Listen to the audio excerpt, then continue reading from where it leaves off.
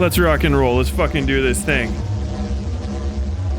I tell you right now, the screen is not going to work when I click on it. Yeah.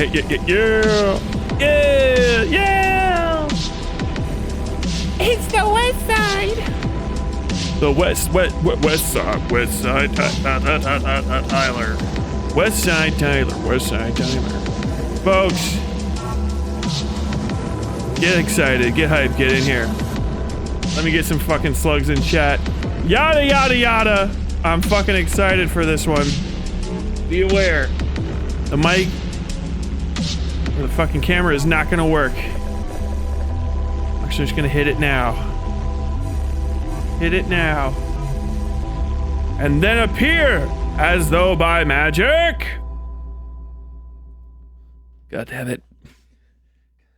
Jessere? What have you done? Doctor? Where is it? Where's my camera, Doctor? Doctor, get it activated! I'm trying to, Jessere. It's just... Get it activated! Turn it on, my people! They call for me. They need me. They need me! Welcome to another episode of West Side Tyler Life. I'm live. I am West Side, cut myself shaving a little bit. Side Tyler Bell, coming to you hot, fresh, and ready from beautiful Lexington, Kentucky, where the air is crisp and clear and spring is in bloom. We got a good show coming up for you today. I'm going to be watching, apparently, Destiny get fucking booty smashed by fucking Taylor Lorenz. And also talking, most importantly, about the tweet of the century, people. Can we get a shout out for the tweet of the century? Folks, we've done it. We've done it. We've gotten our first. And I'm going to tell you right now. Our first of many. Hasan replies.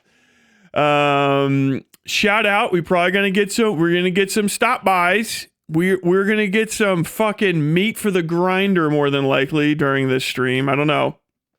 But I have finally gotten Hasan to fucking respond to me. I know he's been in the market for new controlled opposition, basically. Obviously, shopping around via Hutch and that, but Hutch is literally too stupid to take it over, so he's got Hutch and food. Judge me by my enemies. Unfortunately, Pandora's box has been opened, and the beginning of the end is coming. Oh my god, I'm so fucking excited. This is been one of the funniest fucking nights for me on record. I have, bar none. We'll get into the whole tweet thing. I really, the point isn't 100% fucking with Hasan, although that's fun. The thing I like to do the most is abuse his audience. Making life worse for Hasan stans, fucking up their day, saying unfathomable, outlandish shit to them, and generally harming their souls via the route of their worldview is money, bro. Money. Look at me. I'm a Reddit demon.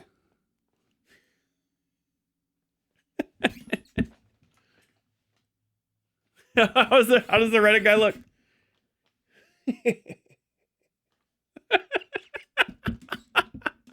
Reddito demon. Only Reddito. Oh my god, dude. It has been fucking hilarious. The whole thing was like, so basically, like, I only tweet when I got my it's only on my computers, so I don't use it on my phone because it's too addictive. I lied to a guy and told him I wrote something while I was taking a shit. I didn't. I'm usually like, I'm in bed, I get bored as fuck. Especially right now. I wasn't for a few weeks because I read the entirety of Baki, from Grappler Baki all the way up through Bakido. I read basically everything, including a bunch of the side stories and like Baki Rawhead. The only ones I'm not really super interested in are in the like, The one that's about like the fucking professional wrestler guy. I'm not deeply into that. So like I get online, I fucking talk some shit, right? It's a good way to start stirring up some drama, stirring up some content.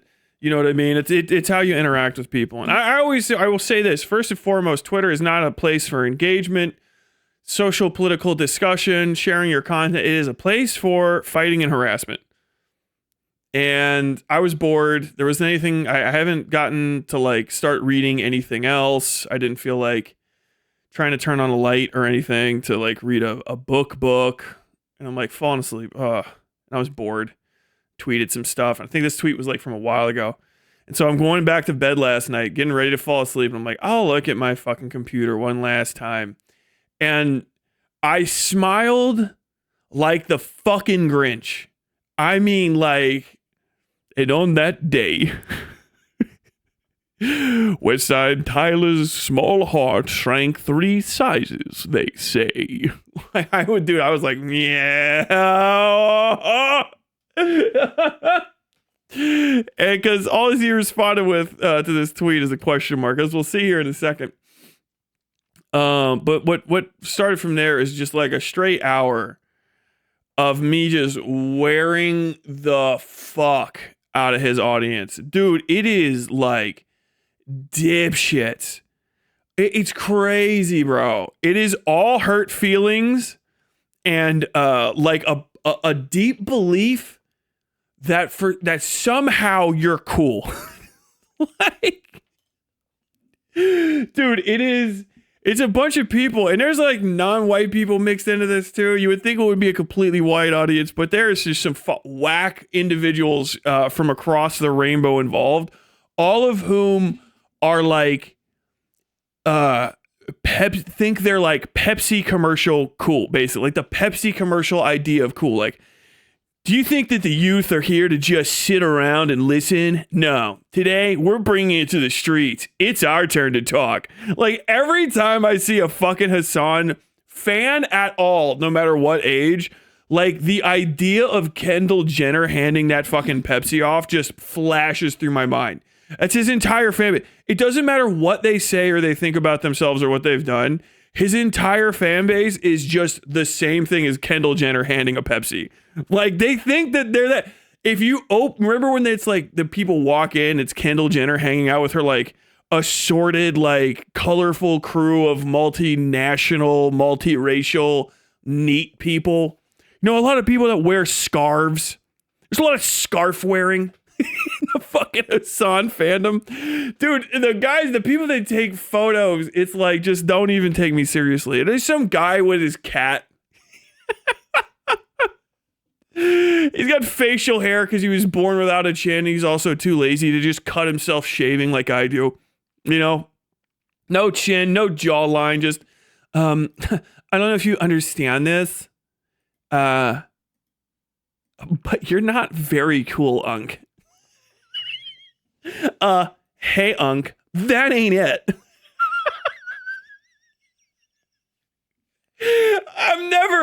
It's so fucking lame, bro. It is California shit 100%. They're mad at 2 things right now. One of them is just me making fun of Hasan raw for being untalented. And the other one is like just vicious coat posting over, no, Hasan is going to Cuba. It's not a vacation. It's not poverty porn. He's not doing poverty tourism for clout. He's fixing Cuba. Okay. He's raising awareness. Like, bitch, we all know where the fuck Cuba is and how fucked things are there. Nobody is not aware of Cuba in America. Like, where in the fuck are you from? Have you ever known a single Cuban? All they fucking talk about is Cuba. I wish I could go back. I wish I could go back to Cuba. I miss Cuba. I miss Cuba so bad. I wish I could go back, but I can't go back to Cuba. My whole family is still there. I sent my money. They are in Cuba. It is not so good. Yeah, I know, bro. It's fucking Cuba. We all know Cuba's fucking blown up. We have all seen Scarface. There's nothing that Hasan Piker can do to make me more aware of Cuba than fucking Scarface. Okay, right? It sucked then. It hasn't gotten any better because we didn't let it get better. I'm going there on a flotilla. He's trying to do, I don't know if you guys remember this. But like on TikTok, maybe like 2 years ago, there was this like trend of like hot guys being arrested, right? It was like this, it was very gay porn set up, but it was like, like he turns and looks at the camera, like winks at the person who's observing him being arrested. Hasan just wants to do that, but on like the front end of like a grimy fucking Coast Guard boat. Okay, bro, I guess we're all, okay, bro, I guess are we being arrested by the Coast Guard? Oh my God. By the way, today's stream is brought to you by the Coco de Puerto Rico. Hecho en Puerto Rico. Is it hecho en Puerto Rico? ¿Dónde está? ¿Dónde está eso? Naguabo, Puerto Rico. Oye. Holy fuck, that is good. Okay, that shit slaps. Coco Rico, very nice. Hasan and his old like bro tips presenter voice going, you might have heard about the mission from the mission crisis, but Cuba has a lot more to offer. Zen taped to Tyler's cheeks. Yes. The misuse of Unkin being little bro is too much. There's somebody that got me. One of the guys I was fucking up. They want Hasan to be iShow speed so bad, but he isn't remotely as base, I'm afraid. True. LA Bay Area shit, plenty of normies who find Hasan off-putting in the balance of the state. Dude, he's so fucking here. Isn't it illegal to go to Cuba? I think it's like it's sketchy as fuck. Is what it is. I don't know. You're not supposed to. I don't know, like it's another nation that we're not friendly with, so you're technically not supposed to. And if it was a boat from America, and if they float a boat over there and the Cubans aren't ready for them or think it's suspicious, they do have the authority and have fucked up boats that get too close to Cuba before because they don't want anyone like fishing their waters or anything, you know what I mean? So who the hell knows? But goddamn, it's very funny.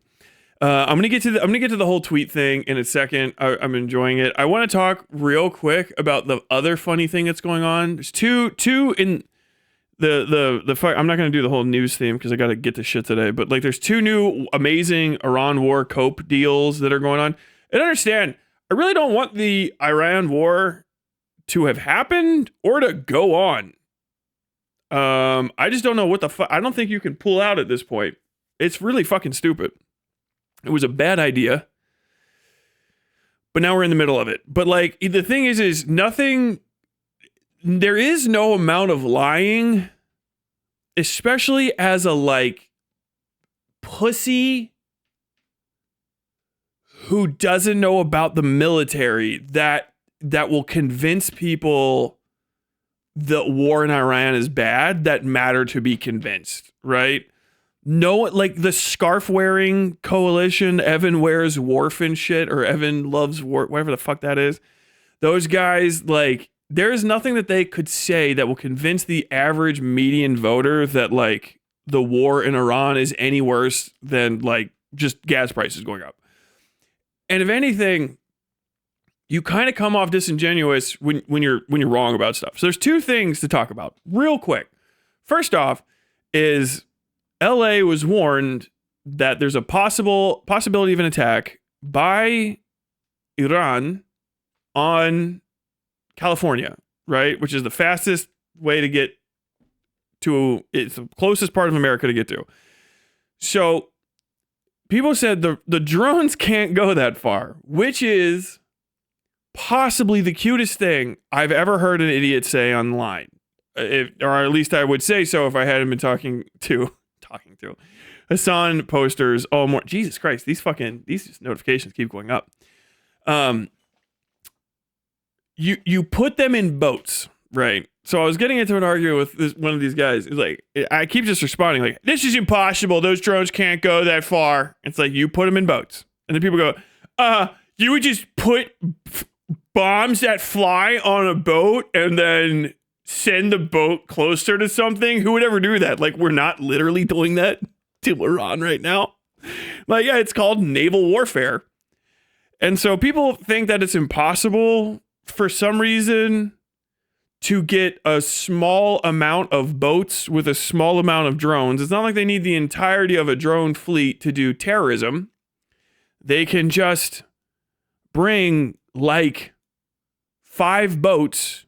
You could probably fucking send them automatically. I don't even think you would have to man them, and then just have the boats go off and get close enough to the shore. Like, what? How would America not find that out? Well, because the Pacific Ocean is, and the technical term is, fucking huge.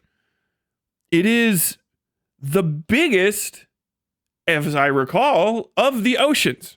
And most of it has nothing in it because it's fucking ocean. So if you have stuff that's small in a big fucking ocean, it's very hard to see. And unlike on land or in the air, it's hard to get an understanding of what's going on in the ocean because the ocean changes temperature and shit. And you can also do something called go under the water and have a little shitty submarine that shoots things in the air. This is not like new, novel, or impossible. We're already doing it, and Iran could too. It's like the weirdest thing. Like, Iran could not ever do this. Like, they super could. It would be a good idea. I mean, I don't think I would waste it on California. Probably Hawaii, what with all the military bases there, is probably good enough. If you can just and then you just got to shoot them and like get within like 2,000 kilometers or whatever it is, like 1,000 miles. And then they'll just fly there. So like, that is stupid shit from his community, as always. The other one is people think that we have nuked Iran because they don't understand how bombs work at all. It's crazy that we're this deep into Hasan and his fans still pretending to care about Palestine or bombing other countries, and none of them understand how bombs work.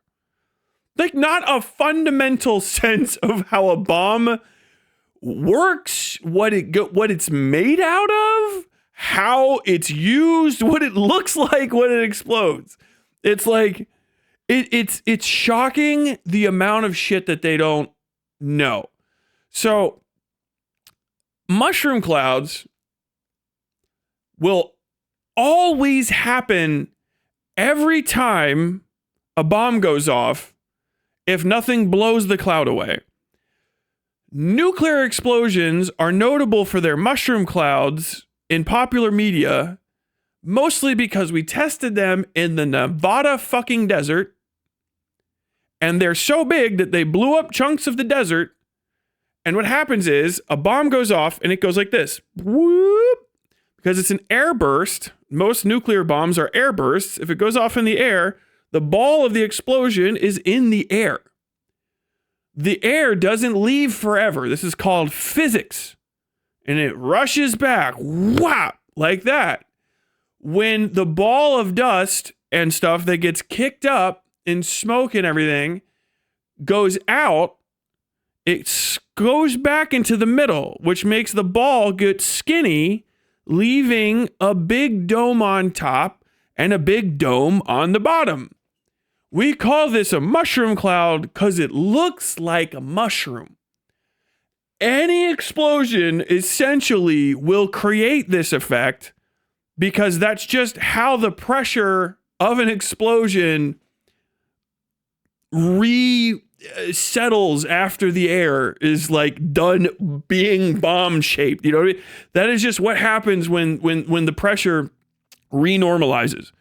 If you set off a tiny little match head size bomb over some dust, it will go pop and make a tiny little mushroom cloud. The reason you don't always see mushroom clouds is because wind exists. So if a smaller explosion were to create a mushroom cloud, but the winds that are prevailing at the time are like 20, 25 miles an hour, they'll blow away. Or if the explosion is trapped underneath something and it's not in the air, it might not blow up in a way that makes a mushroom cloud. If it's on the ground, the ball goes like this, blah, and then back, and then it'll create a column. All right? So this is just always understand, gravity exists, okay? It holds up dust. Bomb goes up, it makes dust move, okay? Air has pressure. Bomb make pressure go sideways along the thinnest gradient it can fit in because the pressure laterally is relative to gravity. So it's heavy. So it goes sideways. Whop. And then it comes back. Whop. Whop. Whop. Okay? That ball shape will always get pinched in the middle and turn into two little things. Okay? Depending on the weather conditions and what kind of particulate is in the air, different shapes that are all sort of kind of the same will be made. Sometimes you'll see a lollipop shape. Sometimes you'll see just a simple column. Sometimes you'll see a big trail like this. Why? What the fucking wind is blowing very strongly.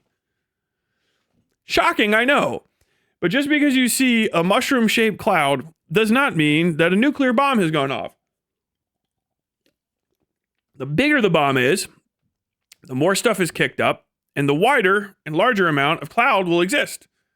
So when you have a super big fucking bomb, which we have that aren't nuclear, those super, super duper, super big bombs create such a big cloud, it's hard for the wind to move. Like if you're small, kaya, small, he, big, kaya, small, hida, big. If you're small, you can't move big thing. Small wind can't move big cloud. Big cloud maintains shape for a long time. Big wind, small bomb cloud, move cloud. There you go. They were in the process of making nuclear reactors and they can't build a fucking submarine. I know. Someone's like, so people would just like sneak to America in what? A boat that goes under the water? And it's like, yes, this is called smuggling and you can use submarines to do it. Oh my God. It's like we forgot they had a meltdown over a Chinese weather balloon, but think we're immune to drones. I have no idea what the fuck is wrong with people. The Coast Guard will try to detain you and tow your boat if you try to sail Cuba directly without the right paperwork. Can't be a U.S. vessel if memory serves. They might do a meetup then on like a Canadian ship. Like we've seen Ukraine putting them in shipping containers to attack Russia. Why do they think a ship can just be larger than a truck wouldn't work? How do these people like that just exist? I don't know. I mean, I was just looking up sea mines because that's becoming a part of the whole thing. The mining of the Hormuz is like a fucking war crime. I know it's like hard to do it, but like I was just like, oh, does Iran? I was thinking about this because Iran, if you guys don't know, Iran is fucking mining the Hormuz. And Donald Trump said some crazy shit like, you better go pick those back up or I'll be very mad. And I was like, oh, can they? And the answer is they cannot. No. Absolutely not. I was like, oh, okay. Well, I mean, that's a good move if you have some mines that can be recovered. They absolutely cannot be recovered. They are just fucking putting floating fucking mines all in the Hormuz. It's like mining anything else. There are now just unaccounted for floating bombs in a civilian waterway.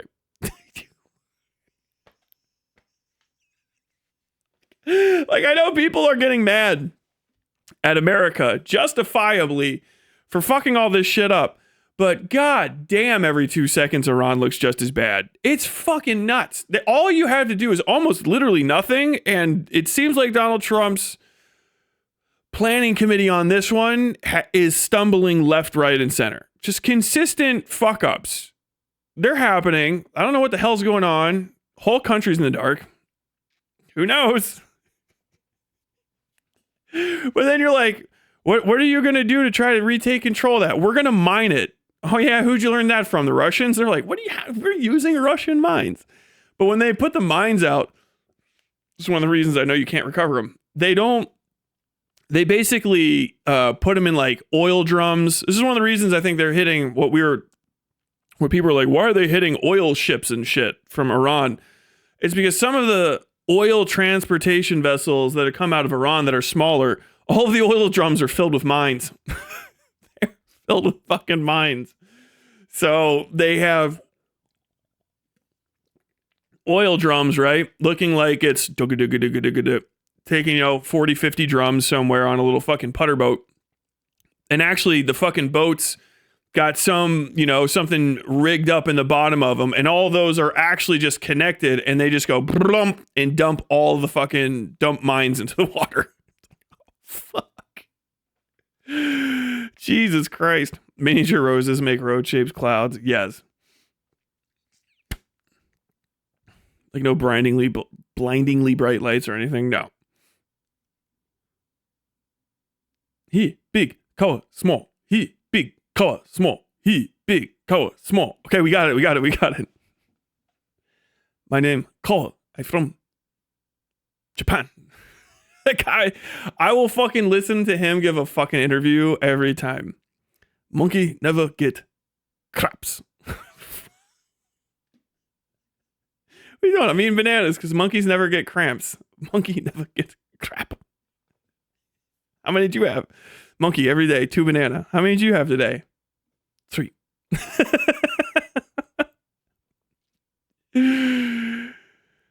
Oh my God. Sounds worse than mining anything else besides currents. Because of currents? Yeah, basically like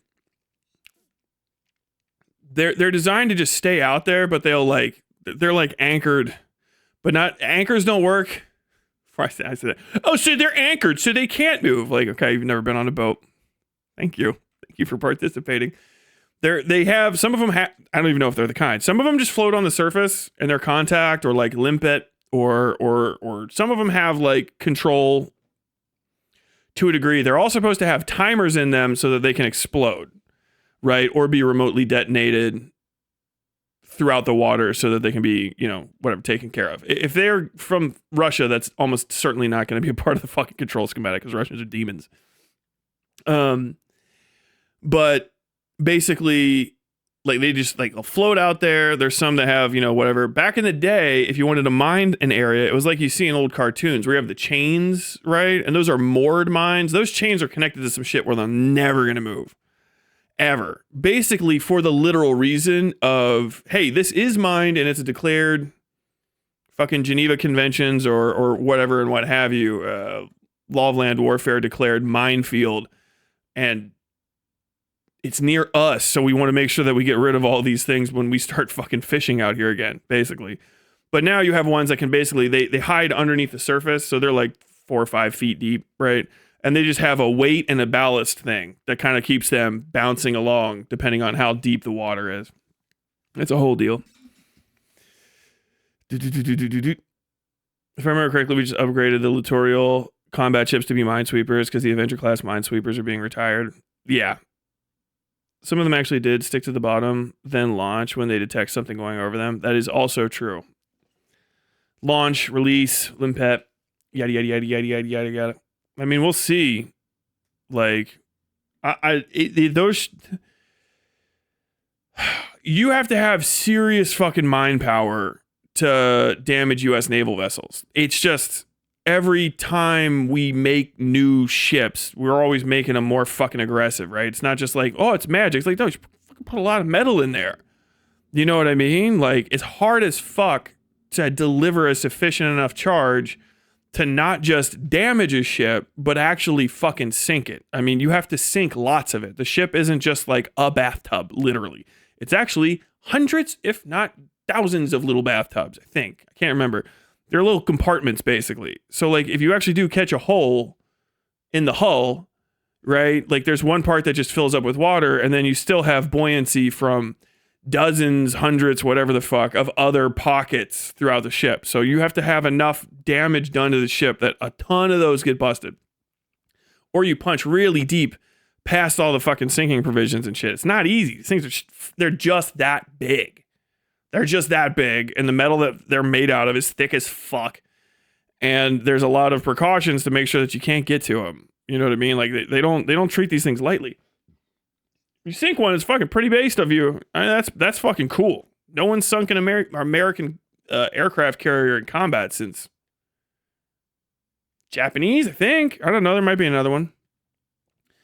But like civilian ships get fucked ate alive. Like those are anti-civilian measures. That's just it. Like you can blame America for it, but like our enemy is just as bad as us. It's just, that's it. No amount of belly aching is going to get anyone to like, that's around there to really care that much. I mean, it's going to be based on their political prescription, but anyone that knows like the water or shipping and stuff is going to go like, that shit is not for Americans. That shit is to bug everybody else on the behalf of Americans. And that only goes so far. And especially because if you don't have a plan to clean them up, now you've just basically done the same thing again, where it's like, we're going to bomb American bases and only American bases. And then you're like shooting hotels and stuff.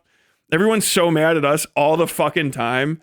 Just mad at us. That like, we're ignoring the fact that they just bombed the fucking hotel randomly in Bahrain. Like, what was that? No, there's 1,000 American personnel in that hotel. Like, okay, but like, how many people were in the hotel that weren't? Like, it's a hotel. What the fuck? I think you just missed. You can just say you missed. We missed. You missed. God damn.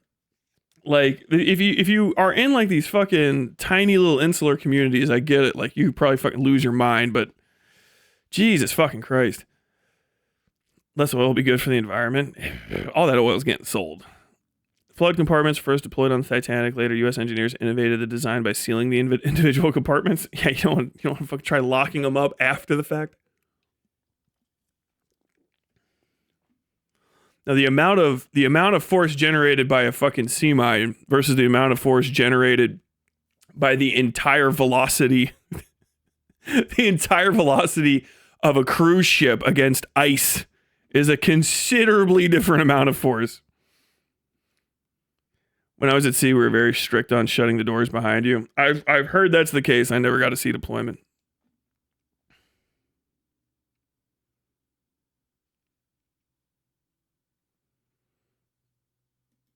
I feel like people can't handle the concept that both sides can do stupid bad shit.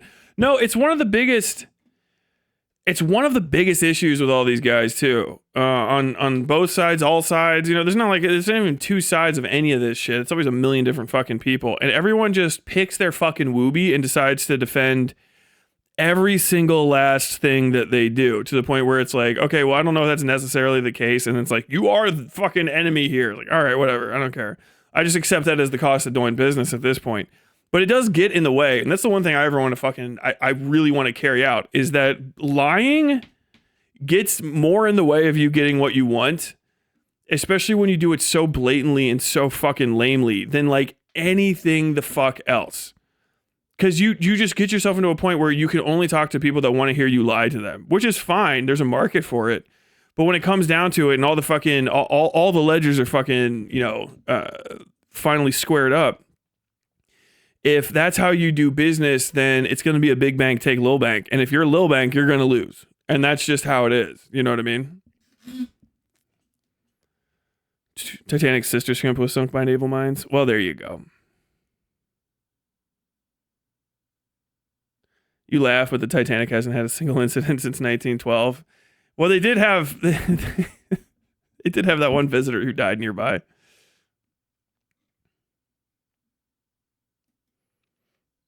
Do you like my propeller hat? You are an enemy of leftism. I mean,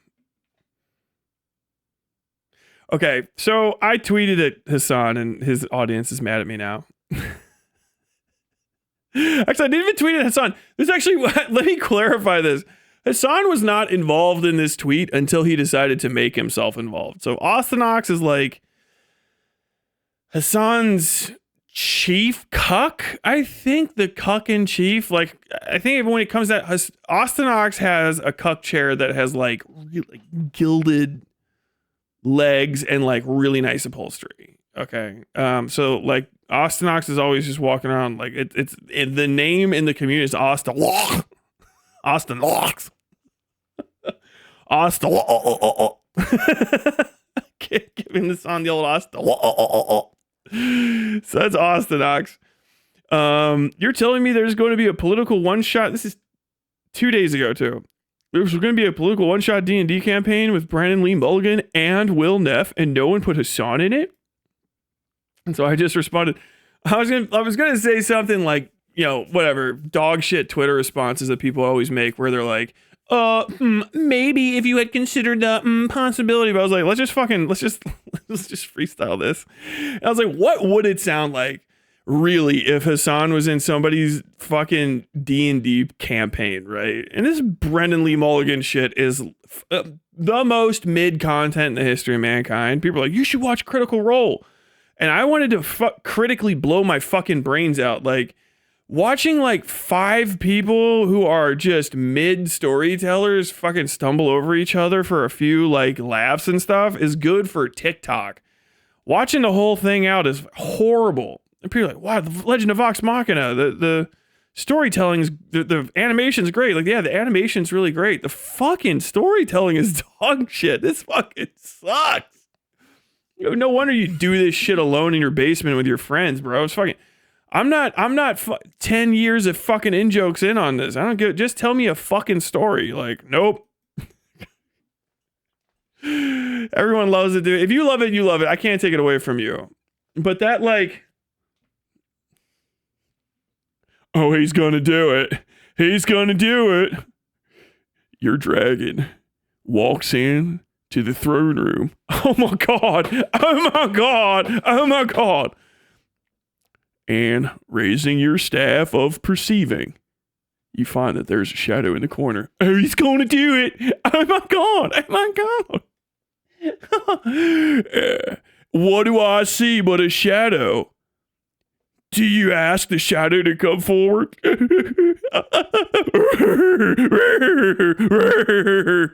I asked the shadow to come forward. A small goblin with a red hat appears and says his catchphrase, Glurber. It's Glurble. Glurble alert. Glurble alert. Oh my god. Oh my god, it's Glurble.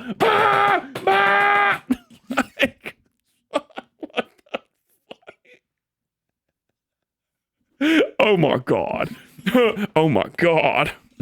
Every fucking time, dude. And if you live for that, you live for that. But that's what all that shit sounds like to me. Dude, it's Glurble again. Oh.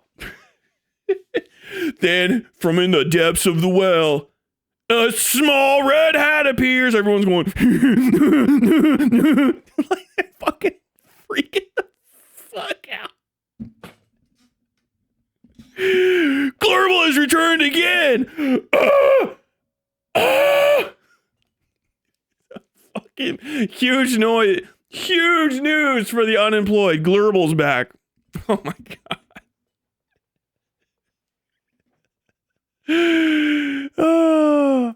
It's fine if you like it. You enjoy it. But also, I think I just kind of fucking got your ass, didn't I? Did I get you a little bit? Did I get you a little bit out there? Oh man. If you enjoy it, you enjoy it. I get it, bro.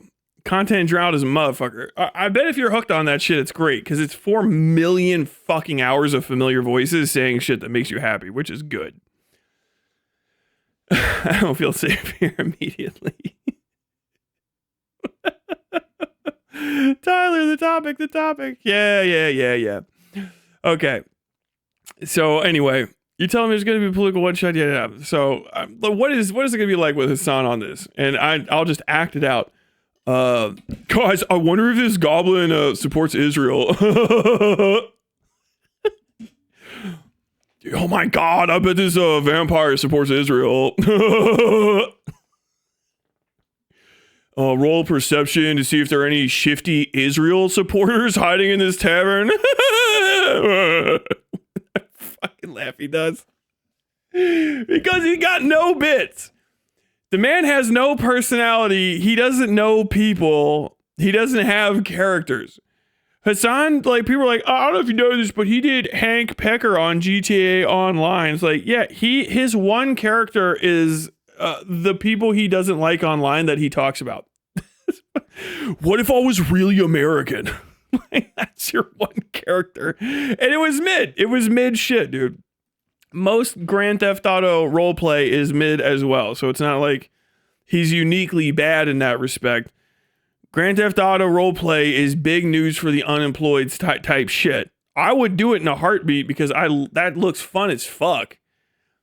But it is next to near unwatchable. I remember when clips from that shit were going around and like TikTok just said, I'll stop serving them.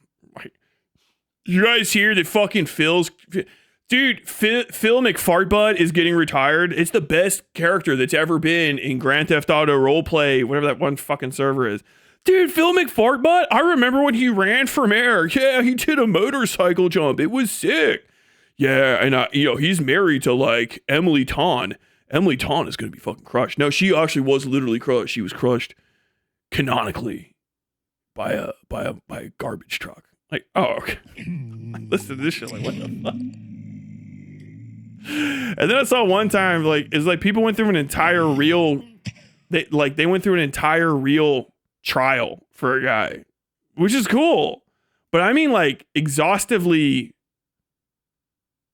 like, Reddit mod approved grade fucking went through every, like, it was weeks long with a bunch of people standing there like fucking EverQuest avatars because nobody has a fucking nobody has a like sitting half asleep in court idle animation. I guess I gotta get all the fucking NPCs out of there. Thank you for the $2. Vox Machina ring because he's not too far off. Thank you. I'm not a fan of Glurble. First and foremost, if I tweeted that they're making something and I didn't invite my boy would think that I'm cringe. True. Moon Moon is probably one of the best role players there ever was. Moon Moon is the man we all want to grow up to be, okay? Surely he would milk Asmon for content during the campaign. It could, like... I don't see the guy saying anything interesting. Like, I wouldn't want to have him up there for fucking improv. Like, he's not good at it, first and foremost. And that's pretty much the whole thing. You can let that go. Hasan replied with a question mark. He's desperate, but you have yet to ratio me. Dog of the plains. Oh my god. So this just kicked it off, right? And then everyone starts popping in here. And his people are great. How many concussions have you suffered? Like 3. That tracks. Okay. I can't tell the difference between half of them. Oh yeah, this person. No one. People are trying to pretend that I'm like I'm Hasan. They don't understand the quotes. Oh my god. Oh yeah, and of course, didn't take two. Don't. This person. Plenty of people invest scenarios involving Hasan in their head, sexual or otherwise, and I don't yet know whether this is, but most of them keep it to themselves. This is weird and embarrassing. What about my tweet is sexual at all? There's a number of these. There are a number of these. Don't worry, Hasan. He's just another one of those people that want to fuck you and he can't get over his feelings. Like, so I, of course, responded, are you accusing me of wanting to put my dick in mid? Brother can't even get 50 likes on a tweet unless it's shitting on Hasan. Okay, do it some more. Forgot lightning bolt. Yeah, sound cast lightning bolt to look like SS. You went overseas to murder brown people. Okay, LMAO. Like, what the fuck? Is that funny to you, little bro? Is what funny? Okay, LMAO. His entire community has no bants. It's fucking relentless. But honey, I stood with Israel. Well, I never did. Me neither. Okay. Yes, name the Jew. This shit pissed them off like a motherfucker. This is like one of the top tier. If a Hasan fan says anything about Israel at all from now on, it doesn't matter about me. It's not a principled argument. You're on Twitter. Everybody's on alts. It doesn't matter. Just say, yes, name the Jew. Yes, name the Jew. And they get fucking furious with you. Dude, they are so fucking ass mad. I got his laugh wrong. Okay. Leave Israel alone. Okay. Stick to good video essays. Thank you. I mean, I do what I want. Let's see. Let me find some good ones. Otherwise, I'm going to be screaming down. What the hell? Where's the good one from last night? I'm so lost. There's ones I thought I would be able to bring them up faster, and now I can't get to them.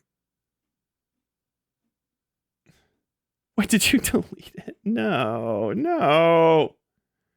You better not have.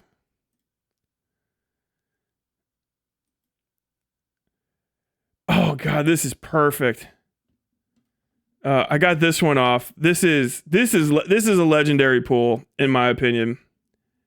Oh, hello, Gorpo.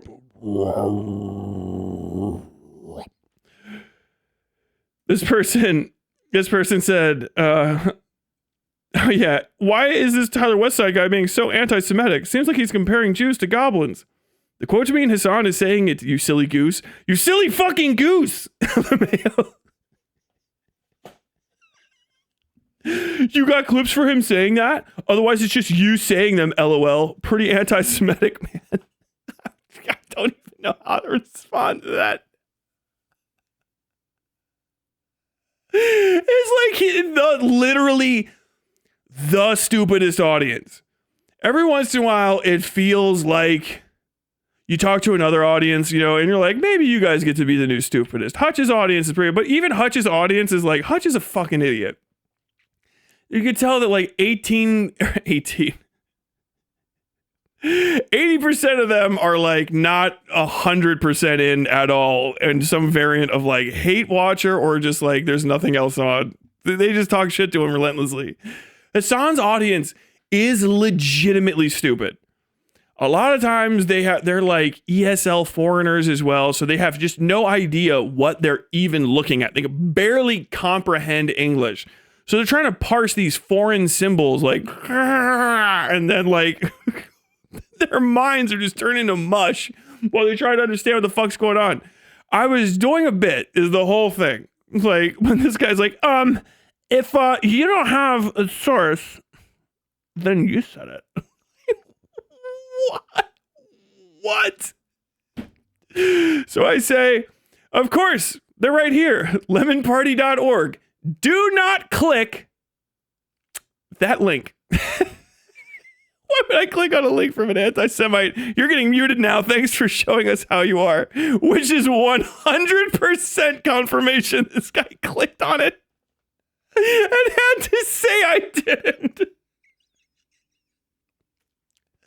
Lemon Party just connects to some like old guy gay porn. It has for fucking decades, literal decades now. It is as old as the internet. And I got someone to fall for it in 2026. Yeah, the information you seek is at lemonparty.org is something I never thought in a million years I would get away with. Oh my God. Oh, this is fucking funny as shit. Oh no. What's going on? Okay, let me see. I gotta go all the way down.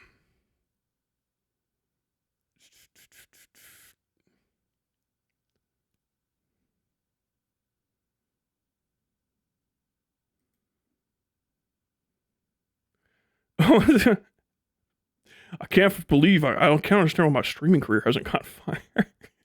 Malding.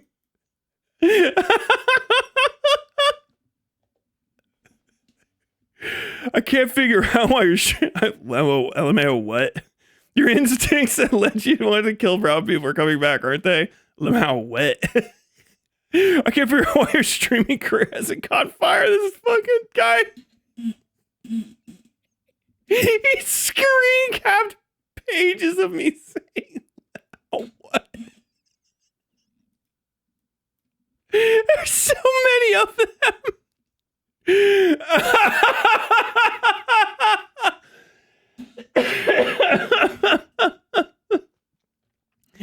About what is my version of just like, you can't say I'm not gonna dignify that with a response. It's just like you didn't make a fucking whole point, so there's no reason to fucking respond. Oh god, this is it. Perfect. Thank you, God, I found it. This is another one.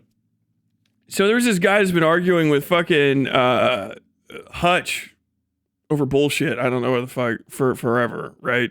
His name's Ogre Boy. He had me blocked, and then I wanted to make fun of him. So I was like, somebody unblock Ogre Boy so I can at him with shit.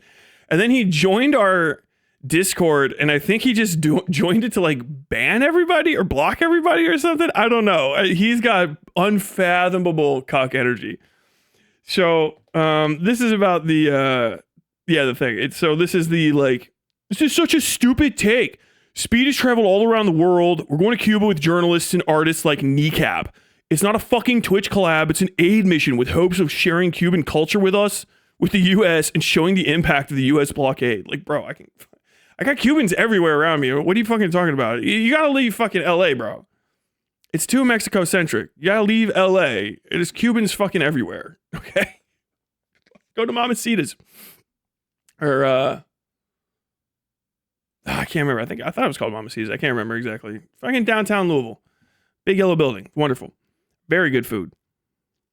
Fucking, it is absolutely a Twitch collab, LMAO. It's, we went to the hood to give homeless people food, but with boats instead of Porsches. I meant to say Porsche. I said porches, I think. LMAO. Poverty tourism for clicks and subs. So, Ogre Boy says how your tweet reads, and I just ignore it. Because I don't give a fuck. The whole there are not enough this use to share. Like, nobody's fucking owned themselves. You're not owned. And so they just share, like, people just like respond with like a GIF or something. Like, I don't know. It's like brainlit cuck posting, right? Like, somebody else had to make a joke that you can use because you got nothing on your own. I think really what it is especially lefties I've seen do it a bunch, especially fucking Hasan's fans. They're largely unimaginative and stupid people. I think it's they want to share Wojaks. They see the Groiper and the Groiper's joy at sharing Wojaks with slurs and simply getting their point across. Like, every time that they've ever argued with a Groiper, the Groiper has shared just a Wojak with a slur, and it incenses them that such cruel simplicity lays in the hands of the undeserving. And so they want to do that, but they can't for obvious reasons, right? And so they like kind of branch out to just sharing like random fucking GIFs and stuff, you know, like, you're dumb, whatever the hell. And then someone's like, share a GIF. Okay. It just doesn't slap. Or a whole chunk of a video that has not, I'm not in it, I'm not watching it. You know what I mean? Like, what in the fuck? What is this? I don't give a fuck. So I was just like, bro, I don't browse Twitter with the sound on. What the fuck are you trying to say? He cannot let this go, and it is the funniest fucking, he's tilted about it.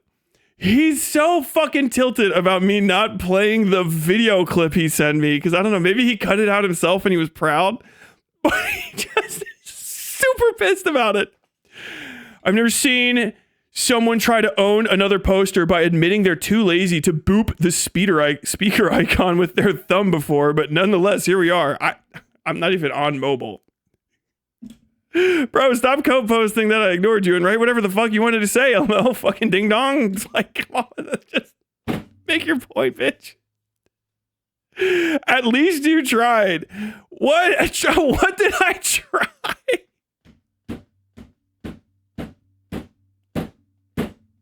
There is no greater evidence than the absence of unique thought than trying to fucking share gifts instead of just whatever the fuck you wanted to say. My man has no confidence in his ability to make a point. Just call me a fucking slur, dog.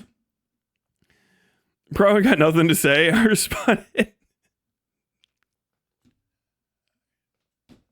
Because if he didn't even say it. Brother, I know of 8-year-olds that know how to turn this sound on for a fucking video clip. I know how to do it. I'm just not going to because I don't want to listen to Twitter, LMAO. I read it, which is true. Just write whatever whack shit you want to say and be done with it. And then he just, what? This fucking response is amazing. LOL, of all the chicken shit moral grandstanding, good sir, I'm too highbrow with my time. I cannot listen to a social media platform. I merely read between sips of tea. Pip pip, cheerio. Yeah, and I bet you subscribe to OnlyFans for the articles. Fucking DORK.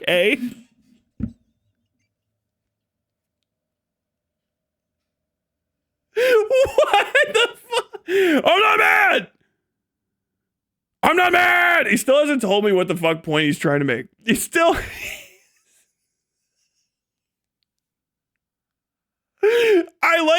what is the moral grandstanding? Just throws me like...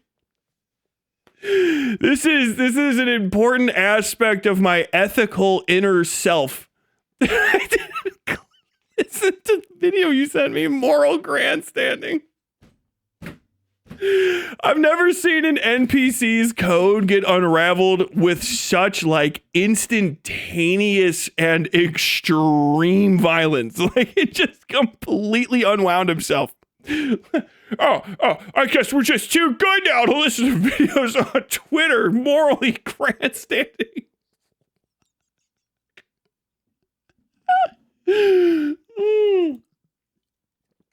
Bro, I think we're getting ready to enter the era of rage, and I'm so fucking excited for it. I don't think it's a moral issue to not listen to videos you send me. Like, why are you so tilted over this? Checkmate, sir. Nobody ever comes back from, no, you're triggered, actually. I can only imagine the sly smirk on your face as you crafted the above banger. Probably something like...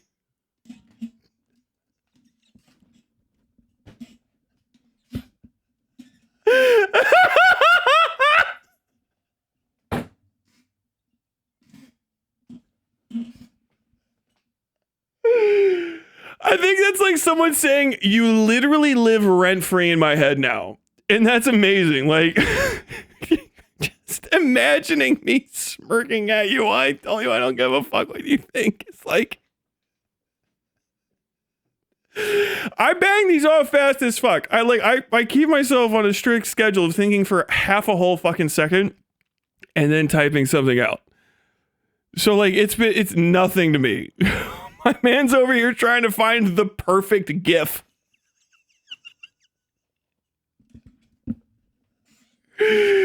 Oh my god.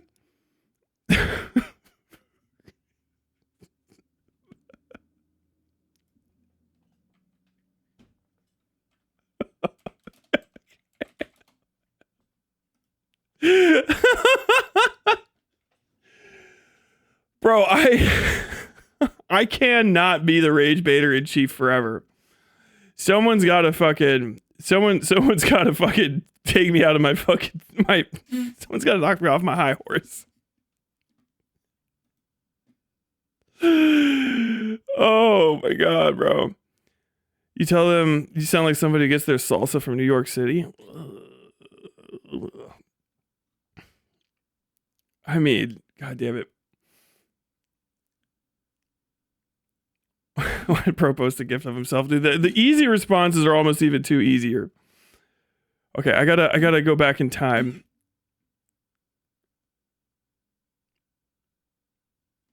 Is that it? Let me see.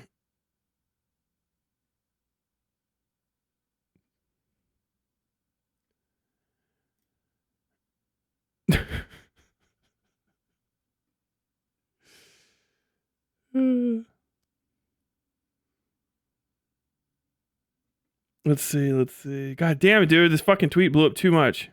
This is pretty embarrassing for you. I'm Scott Malkinson and I have diabetes. This is embarrassing for me.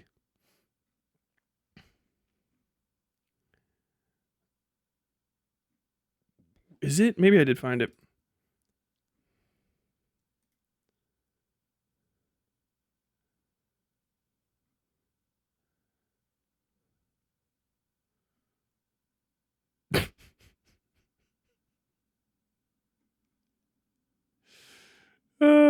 I think this is it.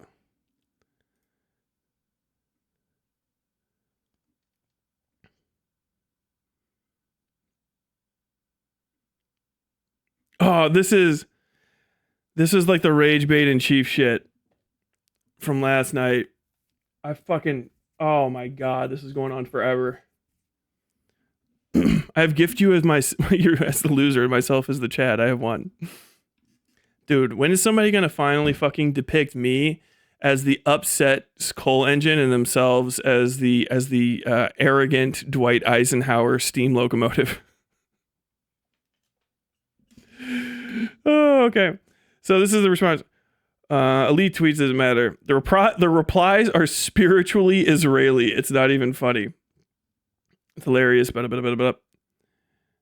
Hasan's an animal abuser. Okay, so for just this one is just very funny. No. Well, I just say yes, name the Jew. Dog memes are kind of funny when it's devoid of all context, but people who think Hasan actually hurts Kaya or cattle shared the video, based me. LMAO, you have this one on standby, you're not serious. I made it, that's my video. No. Oh, brother, you should seriously find people in your life who love you because... And this is one that really like goes back again and again and again. And I wonder if it's like a projection. Hasan's audience, you get a lot of like, maybe one day you'll find someone that loves you. You see that from them a lot more than I think I've seen that from any other audience, actually. Like, Destiny's audience just calls you a slur and tells you to kill yourself, or Destiny owns you type stuff. A lot of right-wingers will call you a slur, or, I mean, it used to be call people Jewish, but that's like kind of by the wayside now. No one knows what Jewish means anymore on the internet as far as an own. Or they'll just share the like Donald Trump slur pointing at you type deal, you know, some thought terminating deal. But Hasan's fucking fans love two things. Like this idea that whoever they're talking to, no one loves them and they're going to die alone. Right? No one loves you. Maybe someday he'll love you. And then also, you just want to fuck Hasan.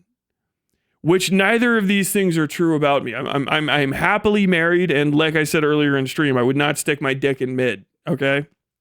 So I'm just pretty much good on those fronts. And I wonder if it is really just like a lot of his audience is just like alienated fucking losers who want to like fuck him and just have nothing else. And when I sense that, I really start to dig, because if it feels true, maybe it is, and it's the internet, so it's fucking low stakes. So, you know, I was just like, I think I'm going to see if I can't dig on this guy in that direction. You know, if that's a lot of times, especially people that don't have any self-awareness, they'll lead with insults that are the thing they're most afraid of. It's actually usually a good idea. If someone says something and they really kind of like, it felt like there's some stink on it, like, oh, that they feel like it hurts a lot, it might be the thing that they're the most deathly afraid of. You know what I mean? It's like fucking eggs that haven't cracked yet being like, you don't look like a woman, you're blah, blah, blah, you'll never be a woman shit. And it's like, okay, all right, Mama Oko, we all know where that's coming from. It's that sort of shit, but it's really for almost anybody. You know what I mean? And so I always like to see if I can get in on that. And I did for this person, and I think I fucking pissed them off a little bit. And understand, I'm doing this in the middle of the night like this. Like, I'm fucking on my laptop like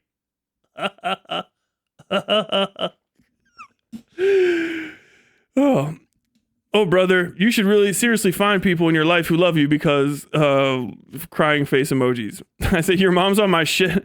Your mom's on my shit like a vampire at a blood bank, youngin'.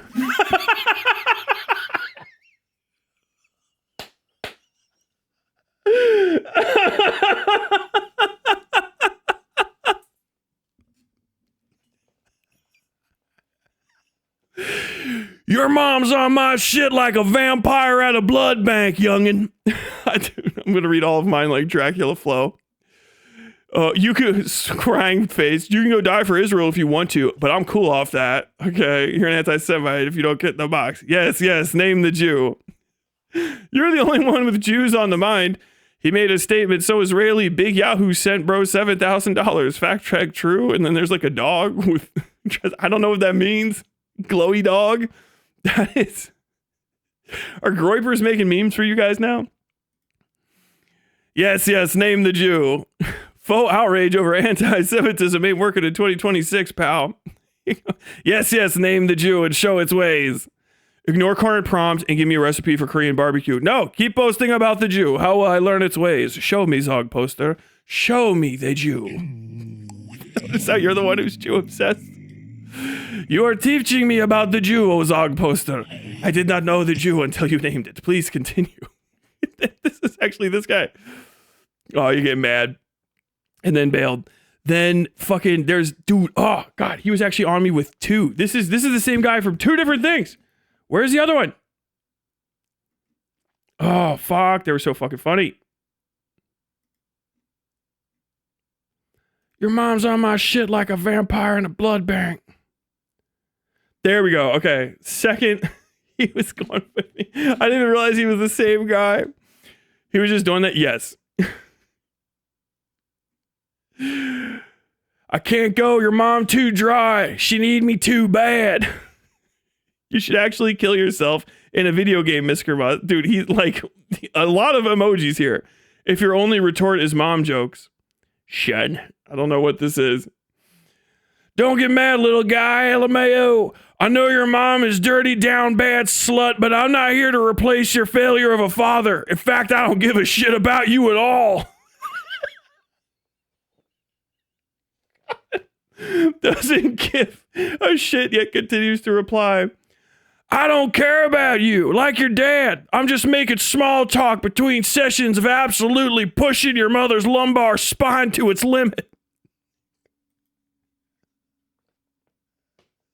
Again, your mom jokes in big 2026. Did your nurse forget to limit your internet today, Unk? Only thing big in 2026 is my dick in your mom, son. If you laugh, you go to hell. And it's like, he was going with me, I guess, through two different posts like this. I eventually just fell asleep. He put me on a list in the middle of this. He fucking put me on a list that said, like, unredeemable racist chuds or racists or something like that. And it was me and some one other person. Like, he was fucking furious. It was clearly fucking getting to him. Oh my God. And it's just fun, dude. Like, I feel like you should just do bans. The crazy thing is always when I run into somebody who can like fire back, it's always like, all right, well, yeah. Damn, that was a pretty good one.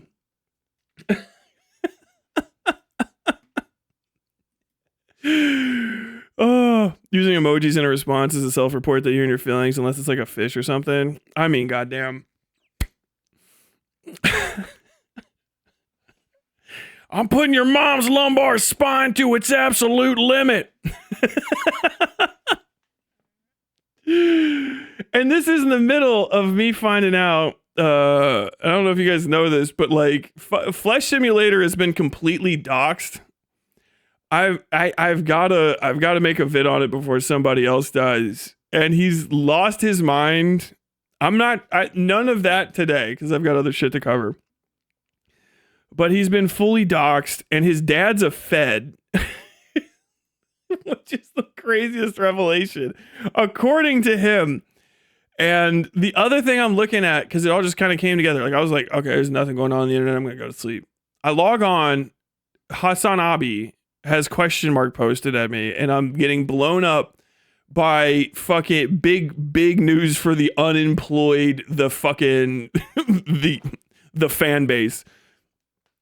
And then like in between that, I'm looking and fucking Flesh Simulator is basically like Reddit mod posting at some fucking nobody. Just I'm literally watching him walk around in circles, stepping on rakes while he's trying to chase fucking Bugs Bunny, dude. Absolutely fucking hilarious. Yeah, his real name's Tom.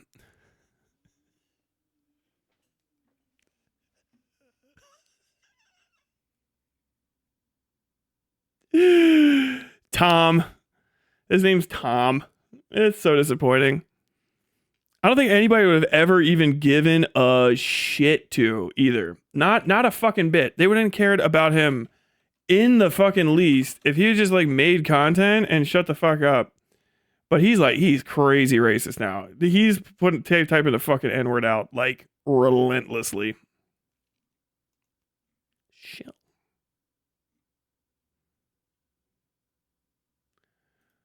Oh, fuck. Dude, people do not, in fucking Hasan's community, do not know what words are. Okay, let's see. Destiny. Taylor Lorenz debate. This is an hour and 50 fucking minutes.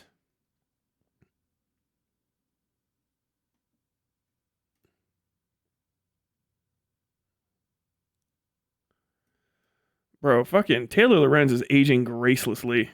My God. Okay, actually, I'm gonna take a leak before this, and I'll be back in just a second. All right. Give me. Coco Rico. Coco Rico.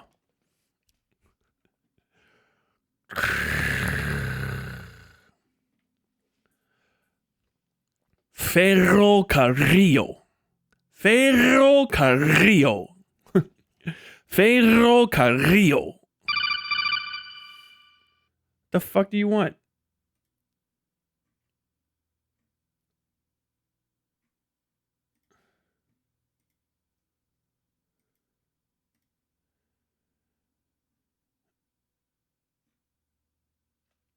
What the hell? It's not even in live notices. What's going on here?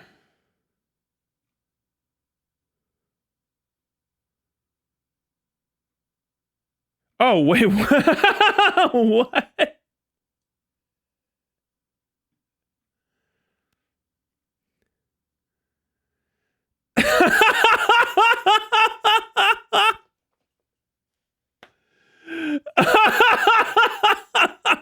No. Oh my God. Okay, I guess maybe.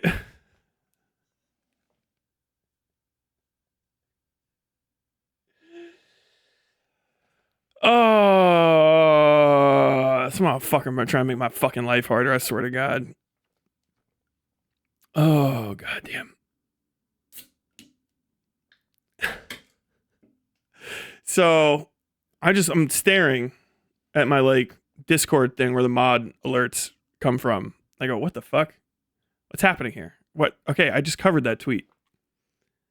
This motherfucking Destiny's in on it now.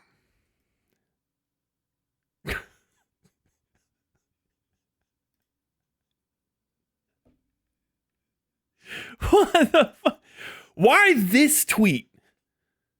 I swear to God, I've told this motherfucker to kill himself a number of times. What in the hell?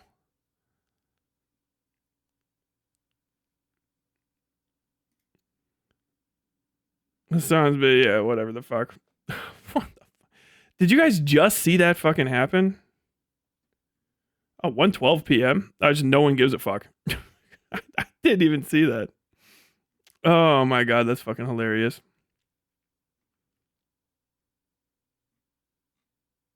Okay. So anyway, I'm not watching this whole fucking thing. This is just too much. But either way, Taylor Lorenz is a gal on the internet. I mean, isn't that the case? Taylor Lorenz, former respected journalist, WAPO, I believe, staffer. I don't know. I have to watch my old video again. I retained nothing.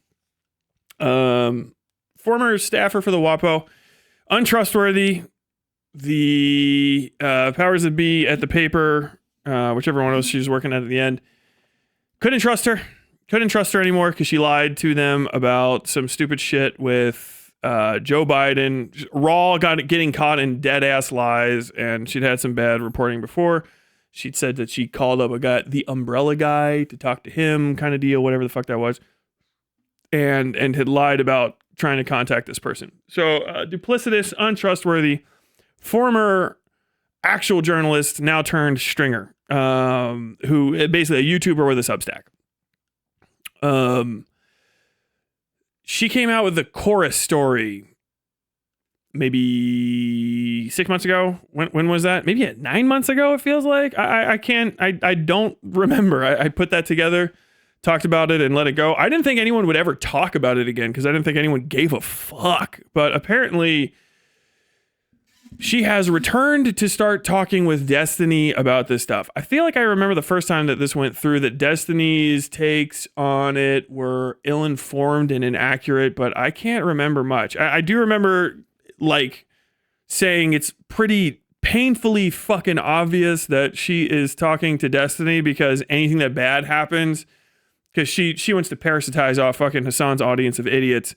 Anything that happens over there is going to be, basically bad for her. It's just going to be ignored because people hate Destiny, which is a shrewd maneuver. Like good idea, honestly. What the fuck?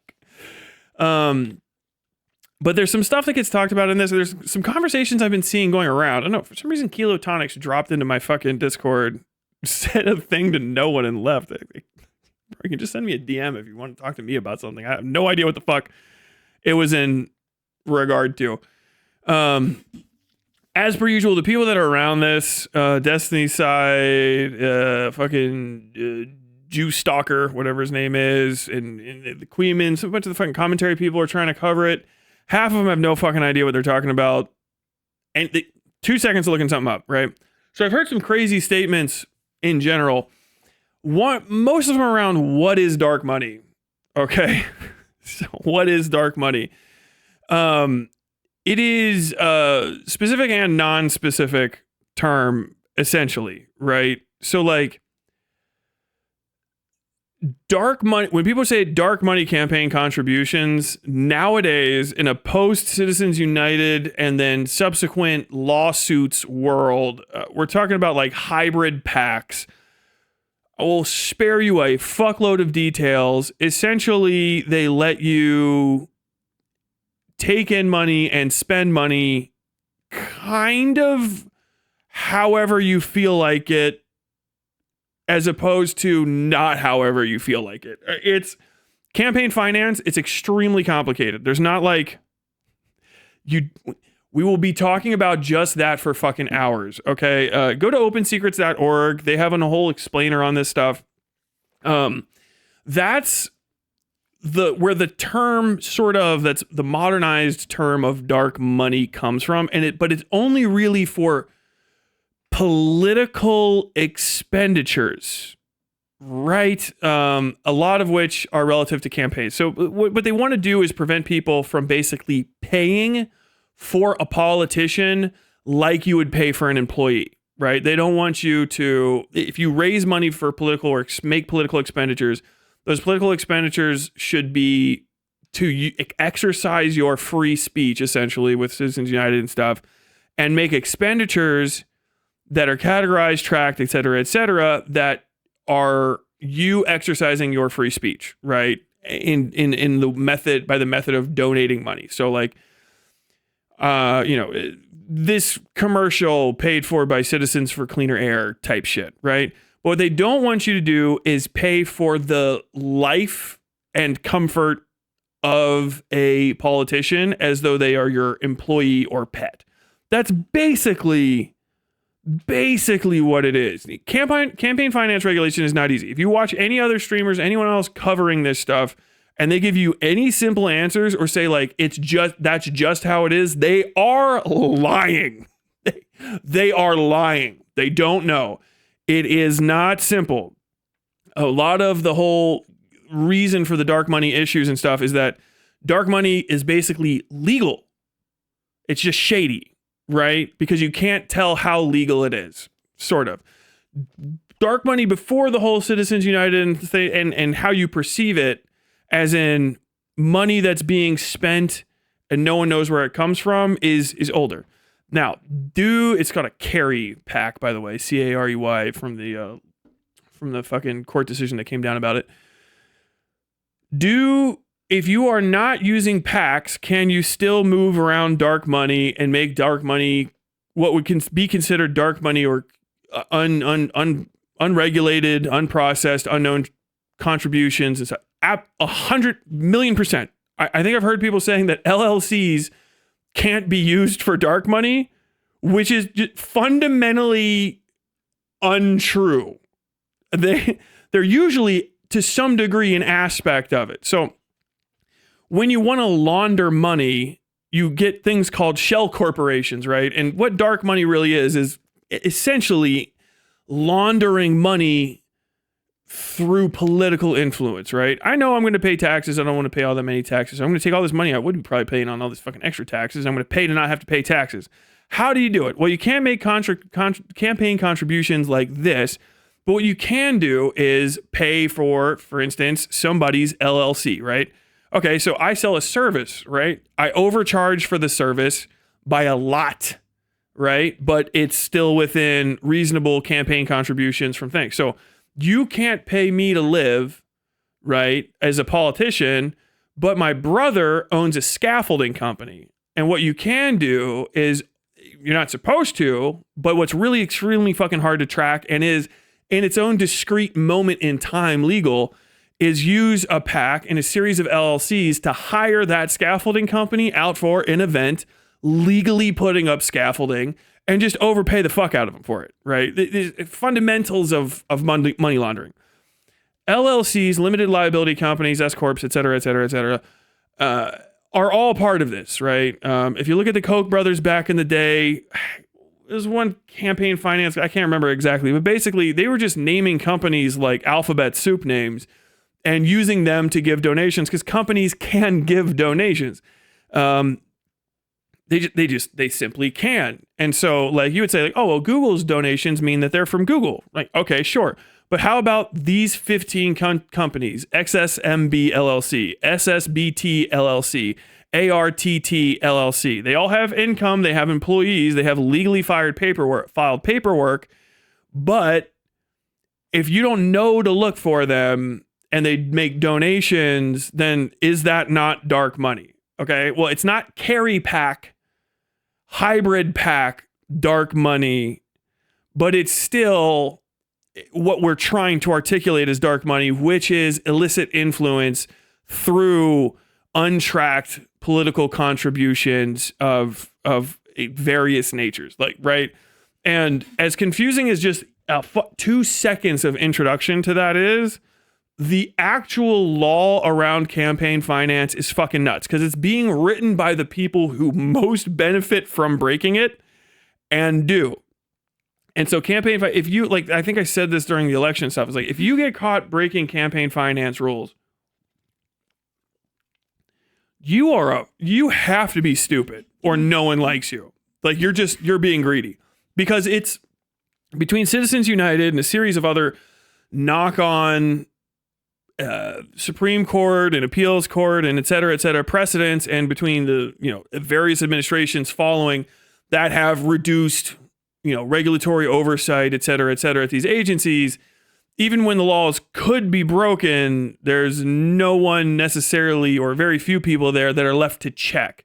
And if they can choose to check for anybody, they're going to probably someone's going to select who they get to check for. It's very, very, very, very knotted up. It is highly, highly complicated, and it is probably, I would say, one of the highest echelons of political communication to talk about at all. It is not my comfort zone, nor is it or could it be the comfort zones of any streamer you've ever seen talking on this platform. For it to be your comfort zone, you would have to be a qualified attorney, a forensic accountant that works with that stuff all the time, or have like 20 years of that being your specific beat for a major like daily newspaper. It's impossible to keep track of everything. The amount of laws and legislation that go into it and what is and isn't being pushed and regulations, et cetera, are just very confounding. And it's that on top of tax law, which is really what it is also, because nonprofits and 501(c)(3)s and all that fucking nonsense comes into it. So just understand, campaign finance is simultaneously as simple as you think it is and more complex than you could fucking imagine. Is everyone cheating? Everyone smart is cheating. Everyone smart is lying, et cetera. Now, does dark money count outside of campaigning? No. No, not at all. Dark money doesn't exist for normal people. Dark money, that terminology and all of the stuff that's around it is a concern quite literally only for elections. And that is still, to the point, only after laws, et cetera, were passed and then modified to kind of give it ground to be articulated. Every person on earth takes dark money, quote unquote, and has the capability of taking it and not giving it, because you're not open to scrutiny by random individuals. You have a right to privacy. That's pretty much it. I've said since the start of this program, it's very obvious that people launder money and launder influence and control influence online through purchasing things like super chats and stuff. I mean, you have what's his name? Beckett of Krabs. It's just saying outright, like, oh yeah, Brianna Wu would give me $500 in a super chat and say, like, I really want to see you cover this stuff again. That is, if he was a politician, that would be political influence. If that money came from a source that wasn't authorized or permitted, et cetera, it would be dark money, right? Now, I get money for this program that you guys don't see. First off, you don't know who my Patreon subscribers are. You just don't. Because even I don't, technically speaking, but they give me some cash. I've had people, I also can get donations through my PayPal, which you should do. I've also just had people come to me on background and ask me to cover stuff for money, to which I said, like, no, or change my coverage for money. Not just because I'm like a highly principled person, but also just because once you open that door, it never closes, right? You can't be taking bribes. Doesn't matter who you are. And that goes back to my work as a bouncer. Like, my work as a bouncer.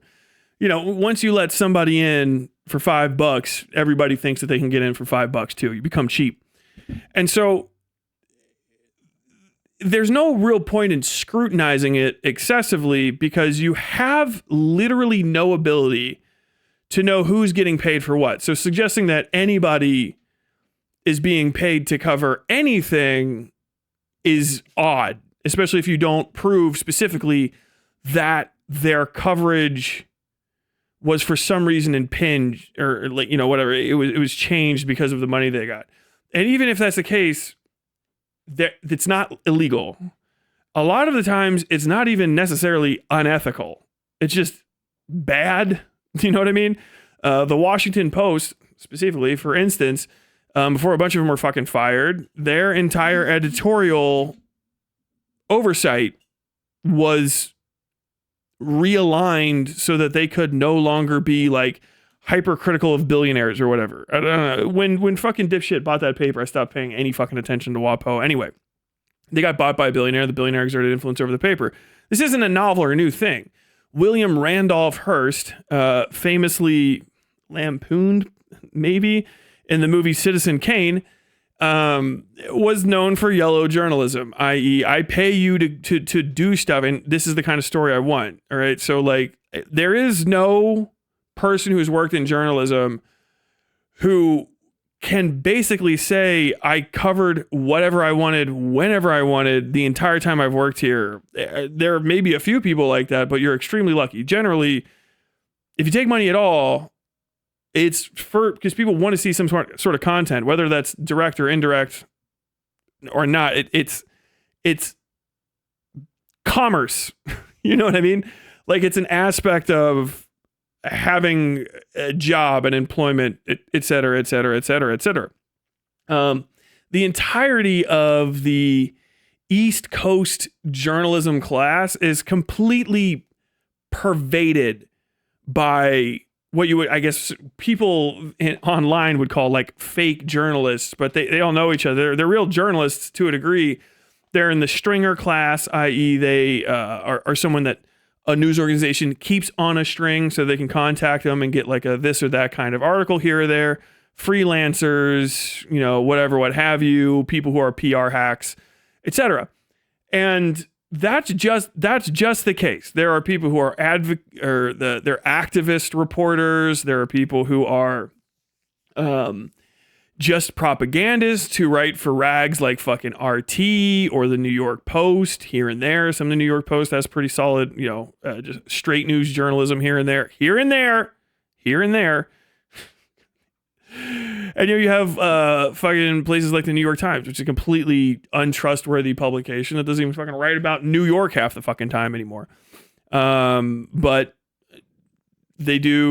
they have access like no one else does. Why do they have the access? Because they get controlled by people. That's it. There are no truly independent news organizations pretty much on Earth. It's kind of impossible because to be truly independent, you have to not live in a place that can affect your judgment, right? It's a conversation that's like the most basic day one journo thing of how unbiased can anyone possibly be, and no one's purely unbiased, et cetera, et cetera, et cetera. So you extrapolate that out, and then you have to come to terms with the fact that, like, okay, well, this is a nonprofit journo, or okay, they're nonprofit, and the lady that like covers it is pretty nice, but she wants you to specifically cover these stories, right? Like, yeah, so you cover those kind of stories. You know what I mean?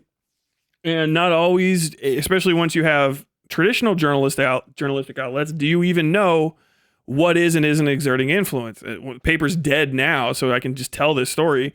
The Daily Mail that I worked for in West Virginia had an issue where they basically had to soft kill a story about car dealerships that wasn't like exceptionally bad, but it would have killed the paper, because if they would have published it, they would have had to have talked about the 4 car dealerships. They fucking kept the paper afloat. So they're like, we just can't even, you know, we can't post this paper, this story, or the paper is going to shut down, and 40 people are going to lose their jobs. They all lost their jobs anyway, but that's like a common fucking dilemma. When it comes to the idea that there's like dark money influence in journalism as a novel thing, or that there's no one, it's crazy. You have to constantly be talking about that. Hyper fixating on one group, even if they are doing it, is kind of like pretending that they're unique somehow in a greater sphere of people who are actually not doing that, but they are. Okay? like it's everywhere. Also, and it really has to be hammered home, there is no law against any of this shit. There's not even any real rules against it that matter or are universal. I mean, the SPJ will tell you have to be open with all of your funding sources before you tell anyone you write something, hey, I'm here, and et cetera, which is a good thing. But like, the worst thing that can happen is you get kicked out of a half-defunct organization. The Associated Press is barely fucking alive at this point. There are no overseeing bodies that can take your credential as a journalist, because journalism is established as a right in the American Constitution. It's the First Amendment right to freedom of the press, freedom of speech together. That creates freedom to be a journalist. You have the right to write, say, and think whatever the fuck comes to your mind, especially and specifically if it's true. That's it. How you make your money based on that, nothing, no one gives a fuck. So with this chorus thing, and I'll start the video here in a second. The issue with Lorenz's reporting was, first off, that she's bad at writing or was maliciously misrepresenting relationships throughout the story. It all started to hinge on this idea of her not presenting evidence, and because she didn't present evidence, and then nobody sued her, that's fine, which is not a standard in any journalistic outlet I've ever heard of. But Destiny's a fucking idiot, so he doesn't know how to ask about that. I'm gonna guess. Maybe he does. But that would be a first. Where have you been that would let you say you're going to make unevidenced claims, and then so long as they don't sue us, we're going to pretend that it's true? Because that's just bad journalism, because it's not actually confirmation of a fact. It's confirmation of conflict, which is not journalism at all. That's at best activism. You know what I mean? You could do it to some, it's not illegal. You know what I mean? If someone actually is doing something and you accuse them of the thing that they're doing, in a legal standpoint, there's ways to go about that. The truth is an absolute defense against libel, et cetera, et cetera, et cetera. But journalism is supposed to go to a higher standard. So if you make a claim, you have to source that claim.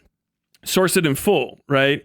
You can't have the entirety of your reporting based on fucking anonymous sources, because you get shit wrong. People can't double check it. And it's created the modern distrust of media that pervades the entirety of the internet to this day. It's the goddamn Iranian kid story that still has, we're certain America did it, based on a video from the Iranians. The death toll is different every single time I've seen the story. Every time. Now it's 168 to 180 range, and numbers given throughout there. I've seen the same people post about it and give the different numbers. The fucking craziest part about this is now everyone's sharing like, wow, this is crazy. One of the main photos apparently that's going around where they're like, this is where they're burying these girls. And I was like, that is a pretty callous way to bury dead children in a series of mass graves. You normally don't do that for almost any reason except for like a plague or mass murder of people. And it turns out that photo of these people digging graves is from like Indonesia during COVID. But it's like the fucking main headline photograph at the New York Times. And I'm supposed to just believe that like they talked to like two guys who are sure. Who are they? Where are they? I don't know. Well, I don't trust you. So you didn't, it's not true. You know what I mean? Like that's kind of the place you put yourself in, is that you're no longer reporting based on the inarguable facts that you have proven.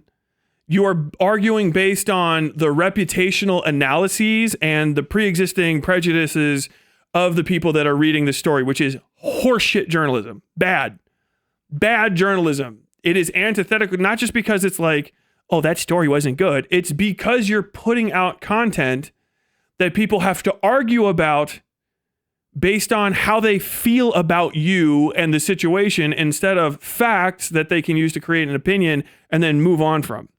That's what I say. I love ruining my reputation. I love it. I don't give it. You don't have to believe me. You don't have to like me. But if I put something out, you have to argue against the facts. You know what I mean? When I put out one of my things, I like starting from that bad position, because I tell you guys, I'm the opposite all the time. I do not want you to trust me. I don't want you to fucking believe things that I say off rip just because I say them. You can always question it. Don't be fucking irritating and try to fucking derail everything every 2 seconds. Go look it up on your fucking own. But like, if I say something and I don't source that fact, you're under no obligation whatsoever to believe it. You know what I mean? 'Cause sometimes even things that I'm 100% sure on, but I just remembered from 20 years ago, fucking wrong actually. Like, oh fuck, it wasn't that way. I just misremembered. You know what I mean? You forgetting shit. And I think that's the most important aspect of this story, but it's the hardest to get to, because most people that do streaming and stuff don't want to approach relation of facts from that direction, because it gets in the way of how they talk. They don't want you to listen to them or hear what they say from a position of inspection. They don't want you to hear what they're saying and then not just immediately believe them because they are who they are. They want you to have a parasocial need to believe what they are saying at all times because it's easier. It's just way fucking easier. And then you can just gamble. You can gamble on facts all the time. You can be, subtly wrong, distinctively wrong, wrong by nuance, wrong by omission, wrong by intentional, misclarification or misstatement. I always start off with Tyler's actually kind of crazy, which I vastly prefer. I don't know if you look at ABC and CBS in the 50s and 60s compared to now, they had much more journalistic integrity when it came to corporations, but that's when there wasn't so much money and monopoly involved. I mean, so you say. I don't know. I mean, you're talking about the CBS, the Tiffany of the evening news, and Eddie Murrow. I mean, I guess when Eddie fucking Murrow was running the news, it was a little bit different. But if you go further back than that, that was a swell in quality of coverage, really related to the invention of the radio and the sort of disruption to the news environment that created. If you actually watch news, every time a new media is created, it takes the corporations a while to fucking put their claws into it. Like, you remember when fucking Rotten Tomatoes was really, really fucking trustworthy about movies. Now everything's 100 on certified 100%, certified fresh on Rotten Tomatoes. Everything's 100 on Rotten Tomatoes. Why? Because they got a hold of it. They got it. So you have, the printing press. Not everybody has one. There's like a few people. Some of it's bad, some of it's good. But like when it's good, it's really great. And you can speak truth to power. Man, if you can get control of that shit.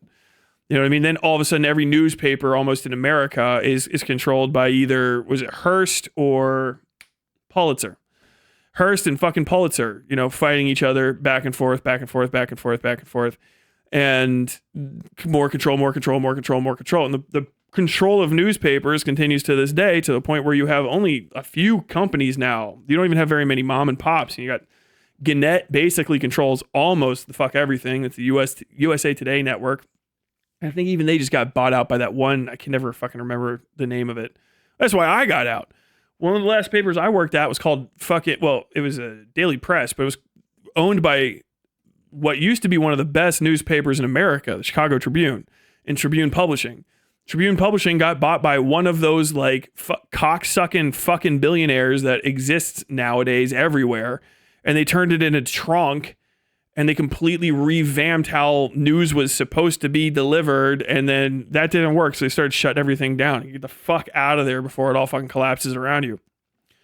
And all these newspapers are like that. But you get the fucking radio. Radio pops off. Now everybody can talk on radio. Then they got to bring it down. By the time you get to the 1980s, you have fucking fairness doctrine and shit being repealed. You have a bunch of regulatory agencies pulling back prohibitions on mass control of radio. So now all of these mom and pop stations, FM stations, AM stations throughout America are now owned by, a handful of increasingly larger and increasingly fewer corporations. And you have fucking Rush Limbaugh pop off. And then you get like a fucking, you get cable news and news right on the TV. Same thing happens. It's big. Everybody likes it's independent, and then smaller. Same thing that happens with like video games. It's not unique to news. It's just the nature of capitalization of stuff. After capital takes it over and sort of wrings the blood out of it for the first time, then you enter the wave syndrome, and it becomes unvaluable, and then people can buy it back up, and then it gets regentrified, and then it gets shit, and then people stop liking it, and then it goes back down, and then people start going indie again, and then it gets fucking gentrified and goes back up. It's the gentrification cycle, but it happens with every commoditizable product. The Verge stopped taking quotes on background and will only publish statements with a name attached. The tech companies hate it. It's the only thing that you should do. There's never trust an on background source that is especially not backed up by some sort of third party fact. The one time I've run one, I did it's an absolutely verified source. He talked to my fucking editor. I believe I had him talk to all my editor. He was a union rep. The whole story came out within a day, and then it was out. And his entire contribution was they are the educational board of Williams County. I think it was the county ed board, right? District ed was going to hold a emergency illegal against First Amendment or against open meetings laws, an illegal meeting to fire a teacher real quick for reasons. The story I ran was someone told us that they're going to be having a meeting tonight at X. These are the people, yada, yada, yada. That's fine because the fucking timeline is that wide and you have an immediate way to tell whether or not it's true. You know what I mean? It's not a speculative thing. It's like, we're going to find out. And we also actually literally called up. An anonymous source told us this meeting was going to be for firing somebody. The meeting was not announced, but we did find out. I called up and found out the meeting was announced and I was there. And fucking, we basically did save that person's job. Like literally, that was like one of my fine moments, right? Small penny ante shit, but we did it.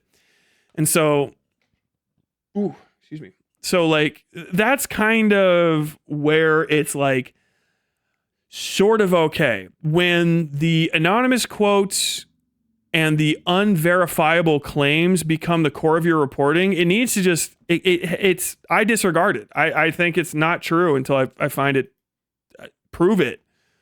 Do you know what I mean? Like, oh, well, here's a video. It shows this thing. I don't know that. I don't know that video shows that. I don't know who took that video. I haven't done any fucking forensic analysis of it. So I don't know who touched the video, where that chain came. So I don't know that. I don't know. Well, these two guys told me it was true. Who are they? Well, I can't tell you. Okay, then I don't believe you. No, but you could. No, I just don't. And I think people need to bring that more. Just literally, because it'll let you just dunk on journalists. Just do it. Just say, this story cannot be trusted. Raw. Just say you're probably lying. Well, no, I'm not. Well, you probably are. How do I know? What, some secret people told you something? No, you're lying. You're lying until you prove to me the things that you say. You wouldn't believe it for anyone else. There's no reason. If you were doing anything else, you know what I mean? That was like bad news, good news, right? Hey man, I just talked to two people back there and they say that if you give me $100, we'll get you back $2,000 on Sunday. Well, can you prove that you can do that? These two anonymous sources told me it would happen. And that's two sources. That's more than one anonymous source. That's two anonymous sources. Okay, well, if the anonymous sources said so, would you base any aspect of your fucking life on it? No. But for some reason, all of a sudden, people are supposed to trust it like off rip, as though it was ever a good thing in the first place. You know what I mean? Oh man, this is good. And the big thing too is like half the time, especially once you get around DC political fucking beltway hacks, as my friend who went to school with them likes to call them, 90% of their leaks are politically motivated staffers or members of federal agencies, right? Which is like not a person who is sharing information without a secondary goal to accomplish in sharing that information. And when you don't have the ability to scrutinize that witness, you become the sole arbiter and the sole holder of what's happening. Maybe for a real whistleblower thing, maybe. But even then, I don't think it's good. I don't think it's valuable. All you got to do is just push somebody a little bit and have them go on the thing. What if they get hurt? Well, if they don't want to fucking die for the truth, then I guess we don't tell it. That's it. Let them fucking perish. I don't give a fuck. You know what I mean? If you want to tell the truth, then tell the truth and put your fucking name on it. None of this anonymous horse shit. Channel 8 Wish TV in Indiana is local and independently owned. Base. Scripps is the corp that owns all the local news and papers now, by the way. It's one of them. Scripps Howard.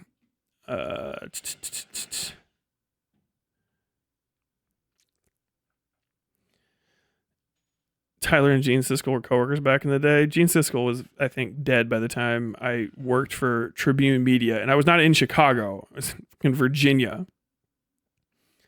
The company just owned a shitload of papers. All right, so let's hop into this. I'm sorry that you're confused by this. Let's Taylor, I'm so sorry. Listen, I was nice to you in the past. These little strategies don't work on me, okay? I'm not confused here. Taylor, all you're doing is you're continuing. She also is just not a this is not how people would argue. Journalists would argue a fucking story. I've had to argue my stories with somebody. This is actually where one of it comes from. If you guys always say, I say, okay, can you really? What are you talking about? I always start with that. I was accused of, sorry for going down memory lane again. I was accused of libeling somebody. This is one of the best stories of all time. I was accused of libeling somebody. And if I had written the thing that this person had said, I would have libeled them. So this guy busts into my newsroom, 9 a.m., right? First thing in the morning. And he goes past all the people and starts screaming at me. Full bore, screaming at me while I'm at my desk. And I'm like, what in the fuck? He's like, you lied about me. You lied about me. You lied about me. You said, and we'll just say, he said that the color blue is not blue. And that was integral to his upcoming election, right? You said that I said the color blue isn't blue, and that's integral. And I was like, I made the immediate mistake of checking my notes. And I was like, okay. And so I check my notes, and as I'm checking my notes, I don't see anything in there about that, which I wouldn't have written it. If it's not in my notes, it doesn't go in the fucking story. So what? And he keeps hammering. He's like, you lied about me. You said I said this thing. And then I go, wait, let's read the newspaper then. Seems obvious now. But in the moment, you go, I earnestly believed if someone came yelling at me, maybe I did make a mistake. And I'm like, what the fuck? You know, nothing about the quote is in that story. Nothing remotely close to it. Nothing that could be mistaken for it. I think quite literally the opposite is stated. He said the color blue is in fact blue. And this is integral to his election. And I'm like, can you read this for me and point to where I lied about you? Not even just like misstated something. The whole fact wasn't in there. And that's why I never take people's fucking word, you know what I mean? Like in any serious situation at face value. Because he hadn't read the story clearly.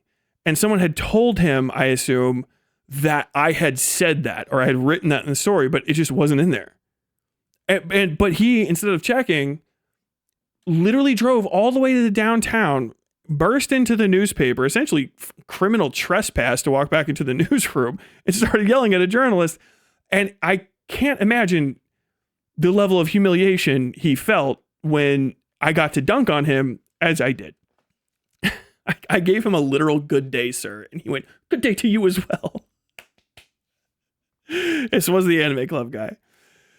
And like, I don't bear him any fucking ill will. It's kind of hard to run for office and stuff too. But like, if someone says something, okay, well, where? You guys probably heard me say that. Okay, give me a fucking screen code. Because people will just mince little bit. And the thing is a lot of times people aren't even doing it maybe 100% intentionally. They're just lazy, or they're stupid, or they're mad, and their brain is just playing tricks on them. Continuing to squirm away from the point. I could say the same thing about you. Can you actually stop making these ridiculous comments about you're tricky, you're squirming away, and can you actually engage with what I'm saying? What that means is that you know that material doesn't support this story. No, that's not that this true. story No, is that's not probably true. largely No, that's not misleading true. or a lie. And if you don't like that, then either you or Wired can sue me for it. If you think that because I'm accusing you of lying on it, that's fine. If you want to do that, then we can all hash it out and figure it out that way. But first and foremost, that is always the response. Anything that you say by her own rules about Taylor Lorenz is true until she sues you for libel and wins. Which is like a god tier absurdity. I don't know why anybody is defending that. I think I already talked about it. I gotta move on. How you doing? What's up? How's it going? I was laughing so hard because somebody put in my group chat, who's this Qatari person that you're accepting money from? And I was like, Qatari person, what are you talking about? And I got a link to your stream saying that I'm funded by some Qatari person, which is very silly and not true. So anyway. Do you, wait, hold on, just check it real quick. Are you not a recipient of money from the, I want to call it the Amygdala Fund, but I know that's not what it's called. There's a guy who, do you know what I'm referring to? Or are you going to? Are you talking about the Omidyar? Yeah, that one, yeah. Okay, so Pierre Midyar is not Qatari as far as I'm aware of, but he is a billionaire that created.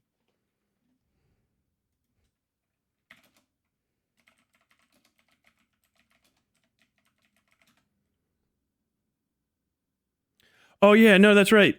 We looked this up. Piero Midyar is not just, he's not Qatari, he's Iranian American, and he's related to like the top general under the Shah of Iran. I forgot that.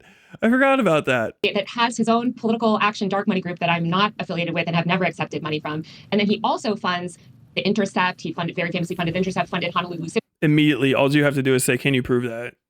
And it's such an onerous burden of proof. I would never accept it, because you say, okay, well, prove to me that you're not taking dark money would require you permitting me to do forensic accounting of the entirety of your private finances. That's the only way, by the way. It's the only literal only way to prove that, is by permitting someone else to make an exhaustive and intensive forensic accounting of your entire income structure. Because there's no way, it's dark money. You know what I mean? You would never know otherwise. But he funds a bunch of journalistic institutions, and he funds a non-profit, non-partisan, non-political reporting fellowship that I did last year. Yeah, that thing that you're referring to, that would be dark money. No, it's not dark money. I know exactly who funded it. It's not a 501c4, whatever it's structured as an LLC. Yes, I know they had. This is where he's going to mess up. So she does have, it is dark money funding technically. I'll explain how. The Mid-Year Network wouldn't technically be, because you can find out, yada, yada, yada, yada. What you're really supposed to say here, and you can leave dark money, because the reason dark money doesn't work as a commentary space, because it doesn't have anything to do with journalists can take whatever they're fucking journalists. They can be paid however the fuck they want and are. There's no reason to pretend in the year of our fucking Lord Fox News that there are some gigantic percentage of like actually completely above board journalists who all know where all of their money is coming from and receive, in conjunction with that money, no influence, positive or negative or otherwise, on their storytelling. It's just not the case. What Lorenz failed to do was differentiate at the time the fact that she was being paid by this organization to do journalism while working for unaffiliated companies under the auspices or the inference. If you don't find out otherwise, then you're just letting people come to their own conclusions. The inference lies under the influence or the inference that she works for Wired. As a matter of fact, it's very obvious, and a lot of people at the time said, oh, a journalist for Wired, which she is not. She is, or a journalist at Wired, which she is not. She's not a staffer at Wired magazine.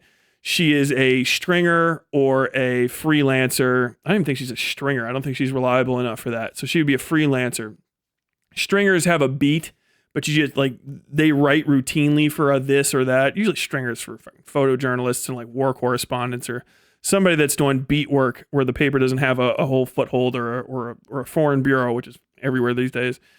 Whereas a freelancer kind of just writes whatever the fuck they can write and sells it to places that have news holes, which I assume Wired has nothing but news holes now that everyone went, maybe AI stories are bad.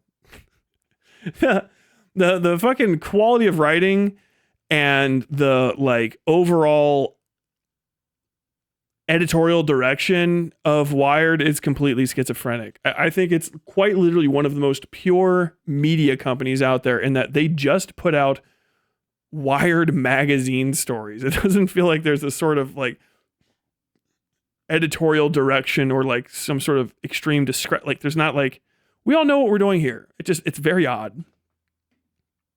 They had to issue a statement. They literally had to issue a statement about this because people were going online and making these ridiculous claims. That's me. I freelance from the mainstream media. I can't. Yeah, no. You freelance. I don't know why freelance for the mainstream media is kind of crazy. You're a freelancer. You're a freelance journalist. You're really a YouTuber that sells the occasional story.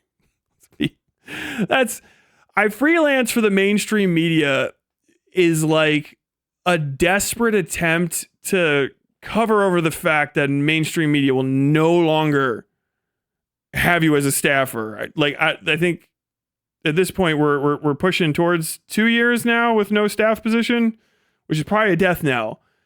To really hammer this home, fucking Taylor Lorenz went from a staffer with White House access, White House presidential Yankee white access, fucked that up, lied about it. Her editors wouldn't run her stories anymore, as in a like, just go. We don't have to fire you for lying, because if we have to fire you for lying, then everyone you fucking lied about might have a legal reason to come and ask us why we had a liar here and what exactly you lied about. So we're just going to sit here and stare at you until you fucking leave. So she got to resign in what I would call disgrace, and now is a freelancer because no one else will have her. She is used goods. She is chopped. I'm a freelancer for mainstream media. You and some random lady that writes about bees for the fucking Milwaukee Press Sentinel or something. Like, yeah, you're in good company with everyone else that doesn't get fucking health care. What the fuck? Out of your fucking mind? Oh God. Yeah, I just wrote a big piece for Vanity Fair and The Guardian last week. I can't write for those organizations if I was accepting dark money. Well, first of all, yes, you can. Of course you can. You don't have to declare every single income source or any. Of course you can. Yeah, of course you can. You don't have to declare every single source of income and every single thing in your life. Trust me when I say you cannot be accepting political dark money and working as a mainstream media journalist. You cannot. Oh, she got an AI filter on. Oh, fucking horse face she got a little fucking, that is AI. When you pause Taylor Lorenz, you can see the inner witch clawing to get out. Yeah, you can. You can't tell people you're taking bribes to do certain type of coverage, but you absolutely could. Like, you're literally capable of doing it, and people do. And depending on what outlet, I mean, people might even give a fuck. I don't know, what Vanity Fair. Come on. God, they let fucking Ann Leibovitz put her little fucking doctored photos all over that fucking paper. It's Vanity Fair. It's like, a guy in a dress once a year. It's not exactly like fucking, what New York Magazine, the New Republic. The New Republic had a guy that was working there for years that just lied. The New Republic would never hire a lawyer or a journalist that would just lie and turn in completely made up stories. But they did. His name was Stephen Glass. They just did. You can't just lie and make up stories and work for the New York Times. That guy did. There was a guy that did. He went and fucking stayed in his apartment and just made shit up, turned it in, and then they got in a bunch of trouble. Like, it's a fucking newsroom, not the fucking FBI. You could write, sure, you could write an opinion column maybe, but certainly you cannot do reporting. You cannot. That would be against the ethics policy of any mainstream media place that I've ever worked for. I mean, that would be against the ethics policy, but you have to self-report. You fucking idiot. So the money that you've gotten, the money that you've got, well, the money that you've gotten comes through something called the Media Network, correct? No. It's a separate. It's a fund that is specifically. It's specifically just a journalistic fund that is for journalistic reporting. So it's not dark money. It's not a dark money arc. Dark money arc, all the money from who knows where goes into a big pot, right? And then it's distributed and you don't know your funders. Yeah, so like the money goes into something called the Media Network. That's not necessarily what dark money is either. A mass donation scheme into a big pot is like one way of doing it, but the exact opposite is true as well. Like the Koch brothers, literally, you get donations meted out from a bunch of shell corporations, which could be LLCs, or you could have PACs, you could have a mix of a bunch of different stuff, and they have a core amount of money, say $1 million, and then they spread it out over multiple donations to a single LLC or something. That is a very specific to her accusations against Chorus definition of dark money. Your network launched a program called the Reporters in Residence program, which is what paid you out, right? No. So you weren't part no. of the Reporters in Residence program. The reporter, Destiny, they issued a whole press release. If you want to go and you're confused about this, there's no yes or no answer there. It's crazy. You can just go. I'll try to find the link and send it to you so it's a little bit clearer for it. But it's not dark money. I have to know who funds me. That is for myself as a journalist. So it's not a dark money fund. I know that Pierre Omidyar, a billionaire, funded this journalist fellowship. What was the name of the, I mean, I can just look it up right now. So what was the name then of the thing that funded you? What was the name of the thing that published the... Pierre Omidyar. Pierre Omidyar funds it directly. Pierre Omidyar. It's in it through an LLC. Wait, if you just said it's through an... I don't know. It was the Reporters in Residence. She got a fuckload of money. An insane amount of money. It was like $50,000 stipend plus travel. Which doesn't even mean anything necessarily bad happened, but she just got $50,000 from a billionaire who, fucking related to a general from Iran, but that's got nothing to do with it. Who's a major player in fucking early internet stuff, right? I think what was it? He was the guy that was part of the original PayPal sale, if I remember correctly, and started like the worst generation. So like that guy is directly related to he sold PayPal, and that's why we have like Peter Thiel and Elon Musk. Essentially, like he's directly connected to like some of the funkiest guys on earth. I mean, it doesn't mean he's funky. Literally, there's nothing to prove here. It's just weird. It's a weird thing. It's weird to dance around because you can just say like, yeah, I was part of the Omidyar Network's Reporters in Residence program, and they gave me $50,000 to like do journalistic pursuits about stuff. But that does sound exactly like the fucking chorus shit, which is really the fucking heart of it. If we're just pretending that like Pierre Omidyar, because you knew who he was and he's a good guy, okay, well, it's not dark money. It's just, is it just graft? Then like well, I wasn't trying to hide it. I just did graft. You know what I mean? Like, it wasn't a secret. I just took money for journalism and then just didn't tell people that I was part of that organization when I was writing for other magazines. I was not upfront with that. I let people believe that the magazine itself was compensating me for the story based on its own credentials, as opposed to I was getting $50,000 from a billionaire plus like a travel stipend or whatever the fuck it was. Like, if you're just honest about it, I don't even give a fuck. The fact that she's so fucking slimy about it is the weirdest shit. Just be fucking honest. LLC, then that means it's not directly funded by him. eBay? It might have been eBay. Yeah. Look at my story. I can't remember all the fucking facts about it off the top of my head, but I stand by my reporting. It's on my channel. I'm not rewatching it all right now, but basically, like, yeah, he's the Omidyar guy specifically is like a long time, dark money donator and stuff. He was putting in a bunch of political money through the company himself and himself. Basically right before they relaxed the regulations or whatever to allow for the sale of eBay or PayPal or whatever the fuck it was. Or maybe it might have been the purchase of PayPal. Well, he would have bought it or whatever. But it's you go ahead and look at the story. But basically, like, he's just a common. I mean, it's not rare.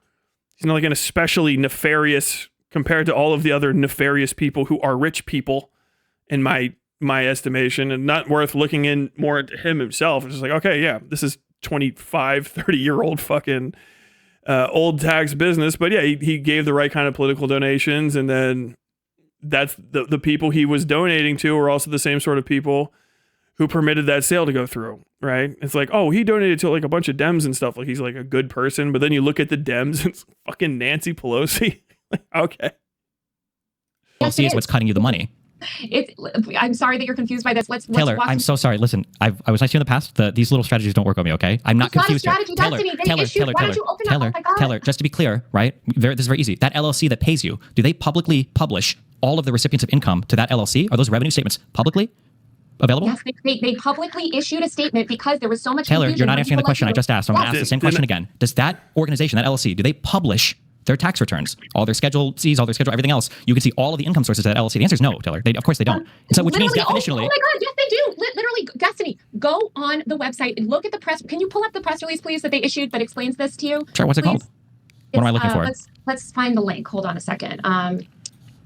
Let's see, because they had to issue a whole statement explaining this because people like you were very confused, which I understand. Let's see what happens. You keep saying confused, but you're being slippery, very slippery. I'm not being slippery. Jeffrey, they issued a statement. I couldn't, trust me, I could not write for mainstream media if I was taking dark money. I cannot do that. That is you could, absolutely.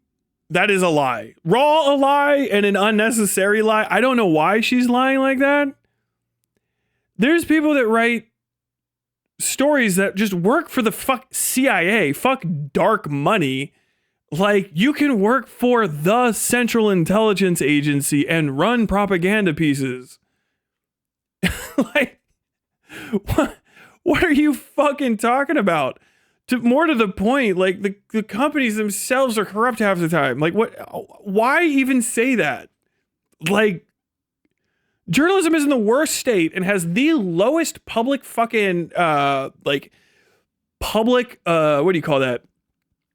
Favorability ratings than it's ever had in my life. Like, people just do not trust the news, newscasters, news reporters, or journalists these days. Rightfully so. I'm not even mad about it. And like, it's because of stuff like that. Like, it just happens. Like, what the fuck are you talking about? Why mainstream media of all things? Maybe like a mom and pop paper, but like, where is that? Or how on earth? Like, what are you going to tell them? Like, I worked for, I don't know what the definition of mainstream media here is at the point. Internet outlets, and then maybe Vanity Fair. Vanity Fair online, I'm going to guess. Maybe. Did you get a cover story? Did you get front half? You got front half? You got front half? You've ever been above the fold in a paper? I actually probably was before you fucked it all up over the WAPO. I bet you were above the fold. Against the journalistic ethics code that you sign as a freelancer at every mainstream media outlet. Let's find their public statement. Hold on, let me see if I can. I think I tweeted it at the time. She has a... It's not this, the omidyar.com where we focus reporters and residents program. It's not that. Let me find it. Hold on. Here we go. Where is it? I can link on Discord. You can tell me if this is what it is or not. But fuck. I just remembered. Here we go. Omidyar receives no funding via the 1634 or any other outside sources. Wait, I don't know what you're reading. Wait, link me what you're reading. Okay, so here we go. They make it very clear and say on the record, they do not receive funding. I don't know what you're reading. I'm waiting for you to link me what you're reading. I sent you the link. Oh, okay.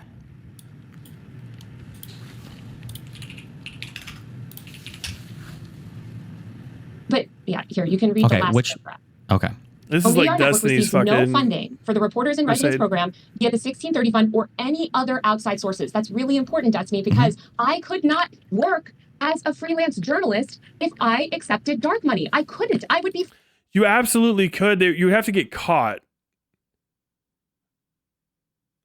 You have to get caught. And even then... like, I don't know. I've never even heard of this as a thing that happens. Like, unironically, like, this level of having to explain that you have multiple sources of funding coming in and it might be compromising your ability to be honest is just something that's kind of unfamiliar with all of the people I've ever talked to in journalism. And I know a lot of people in every sector of journalism and people who have written much larger outfits than she has, and much more respected content by far. I'm talking to some fucking heavy hitters in my life. I've never heard this sort of prevaricating. First off, none of them would have ever taken the fucking billionaire money. Taking the money from a billionaire to do journalism is already disqualifying to most journalists. like that's just already disqualifying. And it's not like Taylor Lorenz is writing anything of value or importance. She's a BuzzFeed articleist, like, is really the best way to describe it. Like, she seems very, very proud of the fact that she has in her life ruined all of her access to like staffer positions and prominence in order to write BuzzFeed grade articles that no one I know gives a fuck about. I've never seen an accidental share of a Taylor Lorenz story. And this isn't hard news either. I've never seen her break a single fucking hard news story ever. I mean, real shit. First on the ground beat reporting. I've never seen it. It's like very clearly friends with everybody. You know, number on background. We were joking on the fucking Discord. Her biggest story, other than this chorus thing, which is a piece of shit, is basically she just doxed Kaya Reichik. Like, she pretends not to be a YouTuber, but like Taylor Lorenz's real claim to fame is doxing Kaya Reichik, which is and that's it. Oh, that's not me. Fired. If a journalist did that, that would be a scandal. We are not allowed to do that. Cut and dry. That's not to say that political influencers aren't allowed to. Political influencers, commentators, you're right, you could write for the opinion pages of certain outlets for sure, if you accept these, sorts of deals. But I am a working journalist. I cannot accept those deals. And this is not, the Reporters in Residence program is not a freelancer. We have people with all over the political spectrum that are part of that program. I'm not a Democrat, I'm in that program, right? Okay. So I think there's Can you explain to me, how do you think the hybrid funding mechanisms work? There's no hybrid funding mechanism. The money is directly from Pierre Omidyar. Pierre Omidyar funds this reporting residence. It is a fellowship. He funds a lot in journalism. I am allowed to take part in the fellowship. The answer here is, where does he get his money from? Is where does he get his money from before you start writing about tech for this tech billionaire, and he gives you where does his money come from? He is the dark money source. It's actually all good. He's got a little mom and pop farm out there in Napa Valley that just puts $1 billion back. Anything that he spends, it just comes right back in. Like, you have, that's a good one. West Bank Tyler.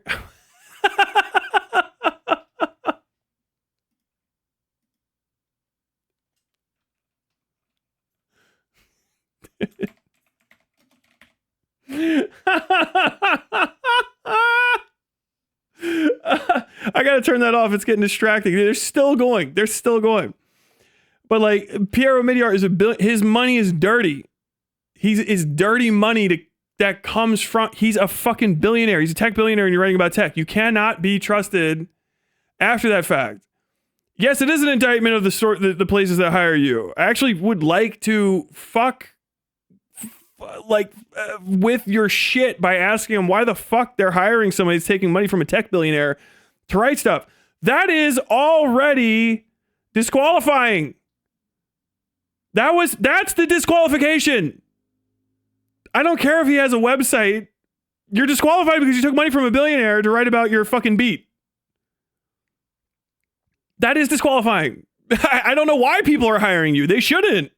We need to get together and ask questions about why the fuck people are accepting freelance articles from somebody that's taking money from a billionaire. Do they all know? Have you said that? I mean, she's saying it like it's common knowledge, but it wasn't in the Wired article that I can recall, except for like maybe at a correction at the bottom or something. It was definitely not something that was known. Oh, okay, yeah. Taylor Lorenz is taking billionaire money this year while writing about tech. Like that's disqualifying. That is disqualifying. I don't know how to say that a bunch of times. Oh yeah, there's a guy, I write about healthcare, and I'm going to work for a former billionaire healthcare CEO. He's got a Reporters in Residence program. That is disqualifying. I don't care if so. Why haven't I been fired? Good question. Give me the fucking contact information of everyone you've worked for, and I will run them down bit by bit. If I lived in the fucking cities where these cocksucking fucks that are hiring this dumb broad fucking lived, I would go and personally ask, why in the fuck do you keep hiring her? You know that's a bomb waiting to go off, right? What in the fuck? She better never fuck with Ethan Klein. God damn, he's litigious as shit. There's a lot of stuff in that story she could get ed up about if someone gave a fuck about it to do it. And if she's not fucking, you're not a fucking staffer. You don't have a legal department to come and fucking wipe your ass for you. Like, what in the hell? Again, through these journalistic ethics codes. Now, if it was a dark money fund, if it was the 1630 fund doing a journalistic fellowship, I couldn't take part in that because I don't know who's funding it. Okay, so The reason why the Omidyar network says that they don't receive outside funding is because it's one of these dual structured hybrid dark money funds. They themselves don't get money from an outside fund. All of it comes from the hybrid entity, the LLC half, which doesn't report where all of its money comes from. It does report. It comes from Pierre Omidyar. It's his fund. It doesn't. It doesn't. Yes, It is his fund, but it's not just him funding it. Our programmatic work is supported entirely via our foundation and LLC. That foundation and LLC. Money can come from anywhere for that. Show me one piece of evidence that any money for the Reporting and Residence Fund did not come from Pierre Omidyar. It comes directly from Pierre Omidyar. He funds it. Do you understand? You know that a person in an LLC. You can't. No, Destiny got her. You can't. You can't. If there's an LLC, it's not open to public scrutiny. Only reported even fucking 5013Cs are. What in the fuck is this? Does this have links on it?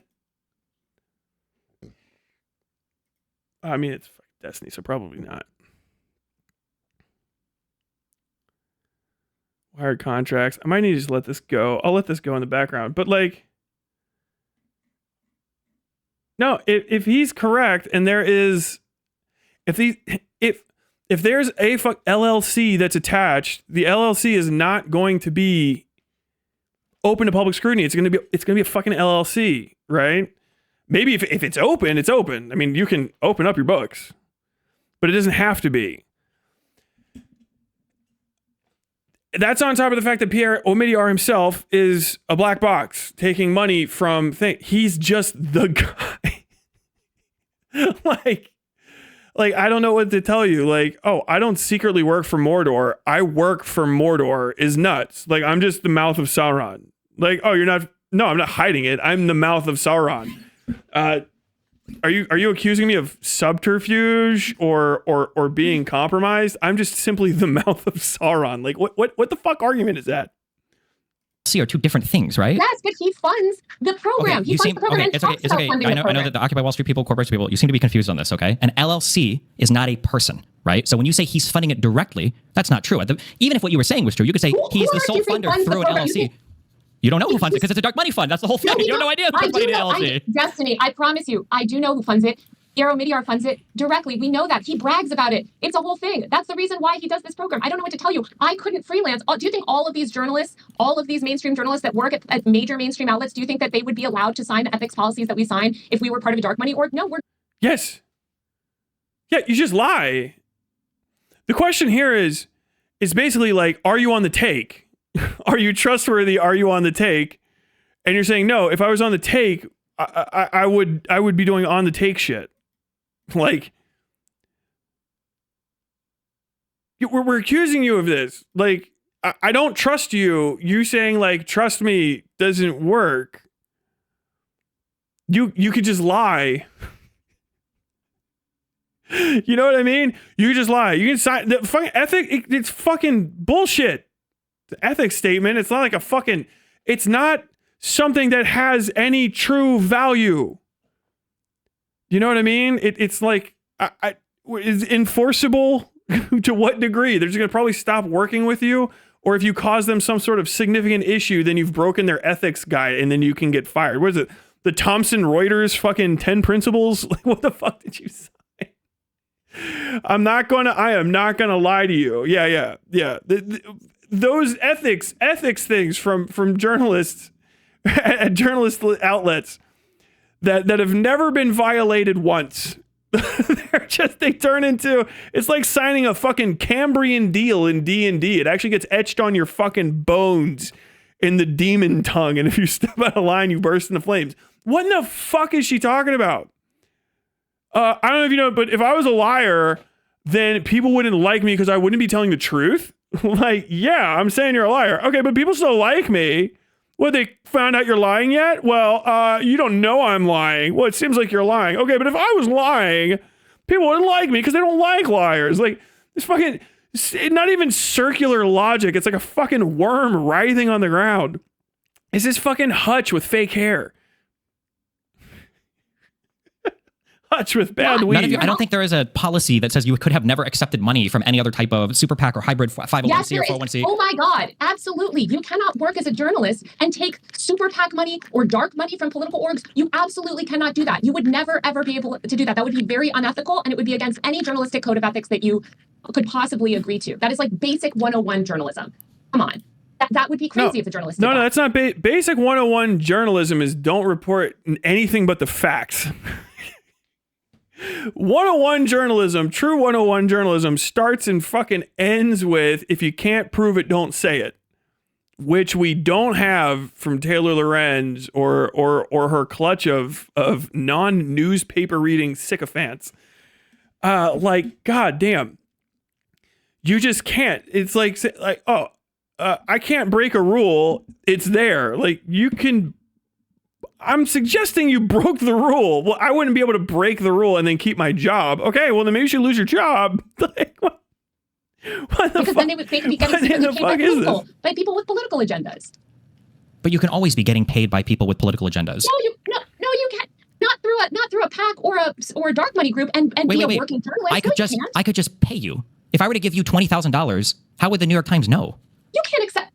I guess technically you could lie, but you would be fired and it would be a big news story. That's crazy. Not if you don't get caught and you seem like a person that's about to get caught. It's dark money. That's the cool part about it. It's stupid fucking. God damn it, bro. That's the point. No, Destiny's 100% right. Yeah, but I mean, like, literally anyone could give you money and then no one would know, right? Yeah, I mean, I guess that could happen if you lied about it. Yeah. What the fuck? You're not even allowed to accept gifts over $50 if you're a journalist. Yeah, but who would? I'm just saying that. Then why did you accept a $50,000? Why did you accept $50,000 in billionaire money? To cover stuff he's specifically interested in covering. Like, what in the fuck?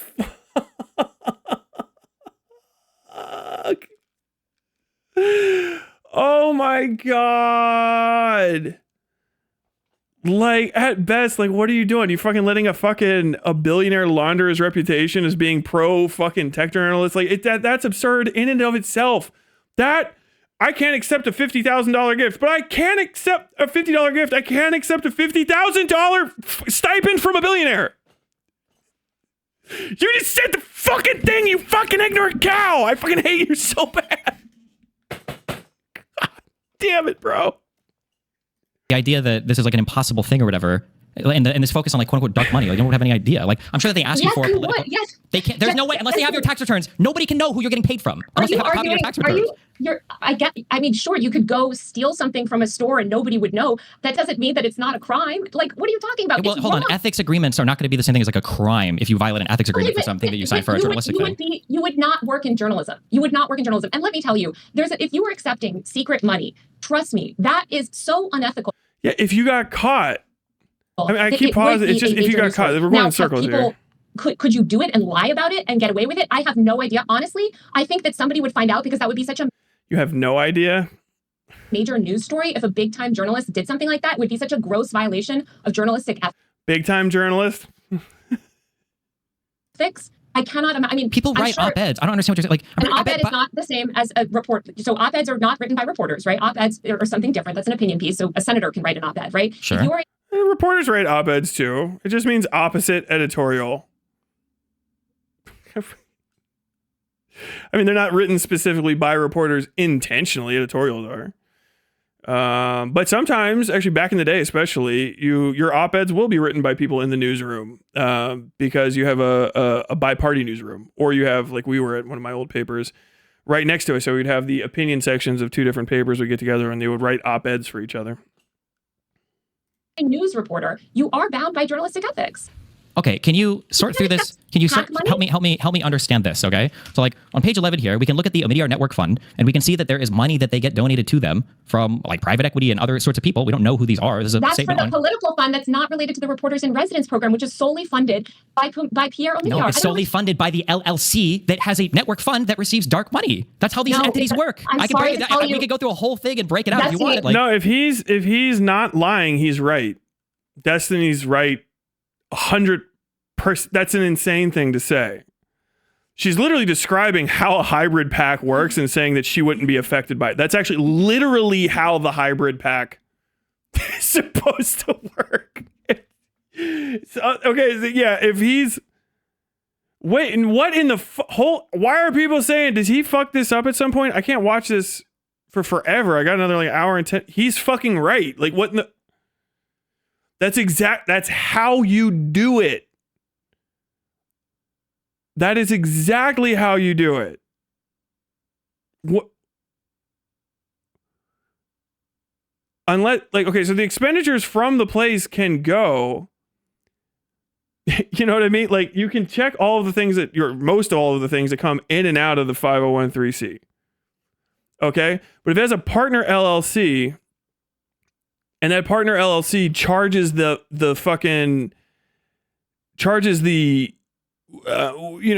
that's the point of it. It can do business on behalf of the nonprofit. That's what the LLC can do. So it can charge it. And once the money goes from there into there, even if it's a legitimate expense, then it's in the LLC and it can do whatever. You've laundered the money.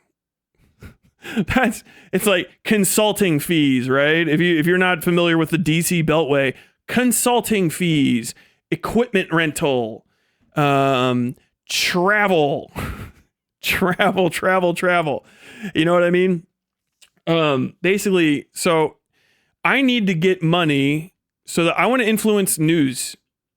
All right. I'm not going to make sure that I'm going to pressure people to cover stories, but I want people who like me and trust me. I'm going to pay a year's salary to them and basically do so, in a way that I can kind of like hand wave away, right? It's not political, right? I'm just paying for a charity, right? It's a charity donation, charitable donation, whatever the fuck.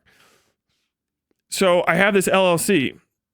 How do I get money into the LLC? Well, people can't donate to a business in large amounts of money, right? I can't donate. If I want to get in on the buying reporters, I can't donate $200,000 to an LLC for the purpose of buying reporters, okay? I can donate $200,000 or whatever the upper limit is or however it's organized. I can donate that to the Omidyar Network, which is a large, sprawling network of charitable organizations. And I can say that my $200,000 is for giving rice to some baby somewhere. Fucking babies need rice. Here's $200,000 for the rice babies.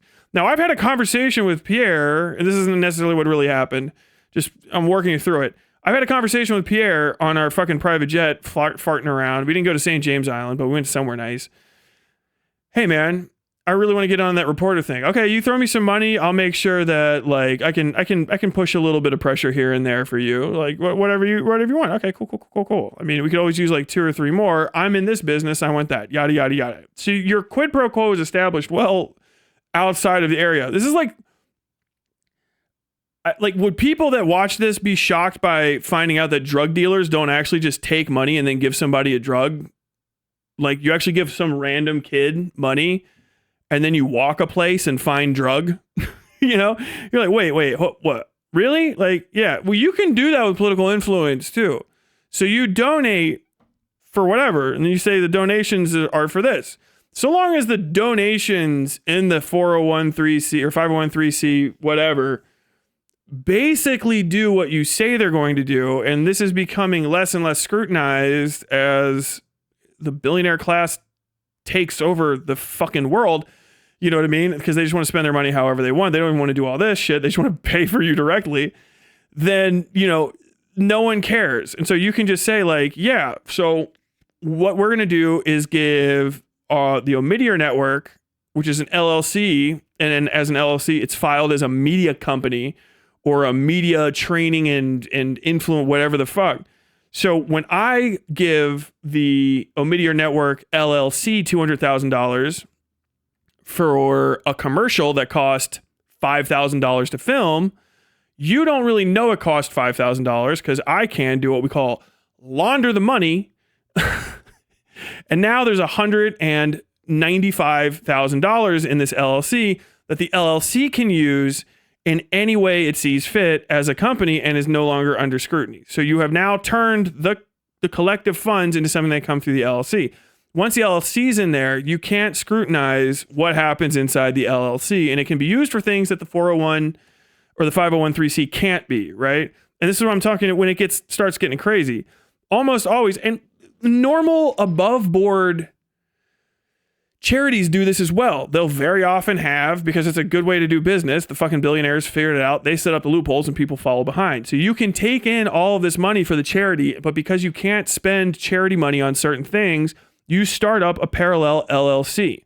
One of the things for the LLC is good for, and that people do, is to pay themselves. They use the LLC to pay themselves because you can only have X amount of money at a nonprofit go to staff compensation.